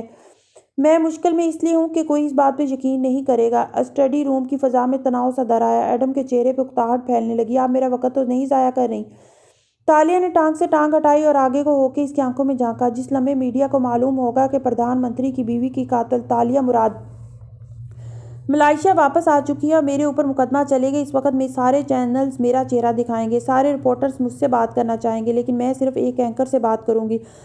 اگر آپ وہ ایک رہنا چاہتے ہیں اور اپنے کیریئر کی سب سے سنسنی خیز سٹوری کور کرنا چاہتے ہیں تو آپ کو اپنا وقت مجھ پہ صرف کرنا ہوگا۔ اس کا لہجہ ٹھنڈا اور سپاٹ تھا۔ اس نے محسوس کیا کہ ایڈم کے انداز میں واضح تبدیلی آئی۔ اس نے پہلو بدلا اور جلدی سے بولا، ظاہر ہے میں آپ کی سٹوری کور کرنا چاہتا ہوں، ضروری نہیں ہے کہ میں آپ سے متفق ہوں، لیکن میں آپ کی کہانی ضرور آگے بتاؤں گا۔ کیا آپ اپنے دعوے کو ثابت کر سکتی ہیں؟ اسرا یہ کام اکیلے نہیں کر سکتی تھی، کوئی تھا جس نے ان کی مدد کی تھی۔ مجھے اس شخص کو ڈھونڈنا ہے۔ یعنی ابھی آپ کے پاس کوئی ثبوت ہے؟ نہیں ہے۔ آپ ثبوت ڈھونڈنے میں میری مدد کیوں نہیں کرتے؟ آپ انویسٹیگیٹر جرنلسٹ ہیں۔ اپنے پرتعیش آفس سے باہر نکلے اور میرے ساتھ سڑکیں ماپے۔ ایڈم صاحب، بغیر محنت اور تفتیش کے اتنی بڑی سٹوری آپ کو کیسے مل سکتی ہے؟ میں تیار ہوں۔ اس نے برا مان کے کندھے اچکائے۔ لیکن آخر میں آپ مجھے میرے سوالات کا جواب ضرور دیں گی، اور پلیز یہ کوئی جڑی بوٹیوں والی کہانی نہیں سنائیں گی۔ وہ چند لمحے سنجیدگی سے اسے دیکھتی رہی۔ میں آپ کو سب کچھ سچ سچ بتا دوں گی، اب میں کسی سے نہیں ڈرتی۔ پھر آپ کی فرار کیوں ہوئی اور اتنا عرصہ آپ کہاں تھی؟ اس نے ریکارڈر پھر سے آن کیا، نوٹ بک کھولی اور لکھنے لگا۔ میں اس کا جواب صرف کورٹ روم میں دوں گی، بس یوں سمجھے کہ وقت نے میرے ساتھ بہت مہربانی کی ہے۔ مہربانی کیسے؟ میرے 6 سال ضائع کروا کے؟ وہ پورے دل سے مسکرائی۔ 6 سال ضائع کرنا مہربانی تو نہیں ہوتی، بلکہ آپ مجھے وان فاتح سے ملوا سکتے ہیں؟ سوال قدرے غیر متوقع تھا۔ ایڈم چونک کے اسے دیکھنے لگا۔ وہ آپ کو دیکھتے ہی پولیس بلوا لیں گے۔ وہ ایسا نہیں کریں گے۔ آپ ان سے میٹنگ کا وقت لے سکتے ہیں۔ میں وان فاتح کا نقاد ہوں اور اونچی کرسی والوں کو نقاد پسند نہیں ہوتے۔ وہ مجھے مہینوں میٹنگ کا وقت نہیں دیں گے۔ مجھے ان سے صرف 5 منٹ کے لیے ملنا ہے، اور وہ ہر دوسرے دن کسی نہ کسی سیاسی گیدرنگ میں مدعو ہوتے ہیں۔ آپ مجھے کسی ایسی محفل کا دعوت نامہ دلوا سکتے ہیں؟ میں ان کے پروٹوکول آفیسر سے پوچھ سکتا ہوں۔ وہ سر جھکا کے فون پہ پیغام بھیجنے لگا۔ کتابیں خاموشی سے ان دونوں کو دیکھتی رہیں۔ آپ کے والدین کہاں ہیں؟ کیا وہ آپ کے ساتھ نہیں رہتے؟ ایڈم نے چہرہ اٹھا کے اسے دیکھا اور پتلیاں سکوڑی۔ وہ اپنے پرانے گھر میں رہتے ہیں۔ کیوں؟ جہاں مرغیاں اور چوزے ہوا کرتے تھے۔ وہ کچھ یاد کر کے مسکرائی۔ ایڈم نے محض ہنکارا بھرا۔ وہ ابھی تک لیا دیا انداز اپنائے ہوئے تھا۔ پھر وہ اس سے کیس کے متعلق مزید سوالات پوچھنے لگا۔ وہ جواب میں اسرا کا سارا پلان بتاتی گئی۔ ایڈم کو یہ سب ہضم کرنے میں دقت پیش آ رہی تھی، لیکن وہ ضبط سے ایک ایک چیز نوٹ کرتا گیا۔ دفتر اس کا فون بجا۔ اس نے موبائل اٹھا کے دیکھا۔ پی ایم کے پروٹوکول آفیسر نے میرے ایک پرانے فیور کا لحاظ کرتے ہوئے بتایا ہے کہ پی ایم اس ہفتے ایک آرٹ نمائش میں شرکت کر رہے ہیں۔ پرائیویٹ محفل ہے، تھوڑے لوگ ہوں گے وہاں۔ میں آپ کو وہاں پاس دلوا دیتا ہوں، آپ ان سے ملاقات کر سکیں گے۔ پی ایم کو آرٹ میں دلچسپی کب سے ہونے لگی؟ میں نے بھی یہی سوچا تھا، لیکن یہ نمائش میشا تاج کی ہے، اس نے پڑھ کے بتایا۔ تالیہ کے ابرو کٹھے ہوئے۔ ان کی بیٹی کی ٹیوٹر؟ ہاں شاید، میں نے اس کو ایک دو دفعہ سوشل میڈیا پہ ہی دیکھا ہے۔ اچھا، اور کیا جانتے ہیں آپ اس کے بارے میں؟ تالیہ پیچھے کو ہو گئی، سوچتے ہوئے پوچھا۔ میشا تاج کے بارے میں اتنا خاص نہیں۔ یہ پتہ جایا کہ ایک جانی پہچانی سوشلائٹ ہے اور کافی ٹیلنٹڈ فوٹوگرافر ہے، سنگل مدر ہے اور ایک بیٹی بھی ہے، اور اس کا ایکس ہسبینڈ کرمنل ہے اور اس کو ابھی تک ہراساں کرتا ہے۔ ایڈم نے چونک کے اسے دیکھا۔ یہ مجھے نہیں معلوم تھا۔ آپ جانتے ہیں اس کو؟ جی، آپ بھی جانتے تھے اس کو، بلکہ آپ اس سے ملے بھی تھے۔ اچھا، وہ وقتاً حیران ہوا، پھر چونکا۔ اس پراسرار جنگل میں سفر کرتے وقت؟ نہیں، وہ جنگل تو ایک دوسری دنیا تھی۔ آپ کی میشا سے ملاقات جنگل میں جانے سے پہلے ہوئی تھی، مسز اسرا کی آرٹ گیلری میں۔ تب آپ وان فاتح کے باڈی مین تھے اور یہ ایک آرٹ کلیکٹر تھی۔ وہاں کچھ خریدنے آئی تھی، آپ کو نہیں یاد؟ اچھا، اسٹرینج، اور آپ بھی ملی تھی اس سے؟ میں وہیں تھی۔ تالیہ نے اس بات میں گردن ہلا دی۔ دروازہ کھلنے کی آواز آئی تو وہ خاموش ہو گئی۔ صوفی گتے کی ٹرے میں 3 کافی کپ اٹھائے مسکراتی ہوئی آ رہی تھی۔ میں اب چلتی ہوں، آپ مجھے پارٹی کا وقت اور جگہ ٹیکسٹ کر دیجیے گا۔ وہ اٹھتے ہوئے بولی تو صوفی نے حیرت سے اسے دیکھا۔ کافی تو پی لیں، میں نے کب کہا کہ نہیں پیوں گی؟ اس نے سادگی سے کہتے ہوئے ایک کپ اٹھایا اور دروازے کی طرف بڑھ گئی۔ ایڈم نے صوفی کو اشارہ کیا، ہوا میں لکھنے کے انداز میں انگلیاں چلائیں۔ وہ ٹرے رکھ کے فوراً سے اس کے پیچھے گئی۔ مس مراد، مجھے تحریری طور پر آپ سے ضمانت چاہیے کہ آپ کسی دوسرے اینکر سے۔ صوفی نے ایک کلپ بورڈ شیلف سے اٹھایا ہی تھا کہ تالیہ مڑی۔ کلپ بورڈ اس کے ہاتھ سے لیا، جانے کہاں سے قلم نکال کے اس پہ 1 2 3 جگہوں پہ دستخط کیے، اسے واپس صوفی کو تھمایا۔ میری زبان ہی میرا دستخط ہے۔ ویسے صوفی، اگر میں کہہ رہی ہوں کہ کسی اور سے بات نہیں کروں گی تو کوئی مجھے کسی اور سے بات کرنے پہ مجبور نہیں کر سکتا، جتا کے بولی۔ صوفی نے ایک نظر کاغذ کو دیکھا، دوسری اس پہ ڈالی۔ آپ نے کانٹریکٹ پڑھا ہی نہیں؟ ایڈم بن محمد ایک ایماندار آدمی ہے، سچ بولتا ہے وہ، مجھے کسی غلط شرط کا پابند نہیں کرے گا۔ صوفی نے ایڈم کو دیکھا جس نے لا علمی سے کندھے اچکا دیے۔ تالیہ باہر نکل چکی تھی، صوفی اس کے پیچھے گئی۔ وہ دروازے پہ رکی کھڑی کچھ سوچ رہی تھی اور صوفی کو دیکھ کے بولی، ایڈم اور میں نے ایک لمبا عرصہ ایک کتب خانے میں گزارا تھا۔ اچھا، میں سمجھی آپ نے ایک عرصہ جنگل میں گزارا تھا۔ تالیہ نے چونک کے اسے دیکھا۔ صوفی نے مسکرا کے کان میں ننھے آلے کی طرف اشارہ کیا۔ میں ہر میٹنگ میں موجود ہوتی ہوں۔ وہ نہیں مسکرائی، وہ چند لمحے اسے دیکھتی رہی۔ کیا اب بھی وہ کتابیں پڑھتا ہے؟ عام لوگوں کی طرح نہیں، بہت عقیدت، لگن اور محبت سے۔ صوفی چپ ہو گئی، پھر کندھے اچکا دیے۔ آپ نے ان کی کتابیں نہیں دیکھی؟ ان سے صاف ظاہر ہوتا ہے کہ ان کے مالک کو انہیں پڑھنے کا کتنا شوق ہے۔ اس ڈپلومیٹک جواب پہ تالیہ نے مسکرا کے سر کو خم دیا۔ ہاں، میں نے دیکھا ہے کہ اسٹڈی کے ریکس پہ قیمتی ہارڈ کورز کتنی ترتیب سے رکھے گئے ہیں۔ یا تو ایڈم کی ہاؤس کیپر بہت اچھی صفائی کرتی ہے یا وہ ان کتابوں کو ہاتھ تک نہیں لگاتا۔ تم نے وہ ایڈم نہیں دیکھا جو کتابیں سجانے سے زیادہ انہیں جذب کرنے کا شوقین تھا؟ خیر، وقت کی بات ہے۔ اس نے ہڈ سر پہ گرائی اور آگے بڑھ گئی۔ صوفی کا منہ کھل گیا، وہ بالکل ساکت رہ گئی۔ یہ لڑکی کون تھی جو اتنے سال بعد آئی تھی اور ایک نظر میں اس کے باس کو اندر تک جان گئی تھی؟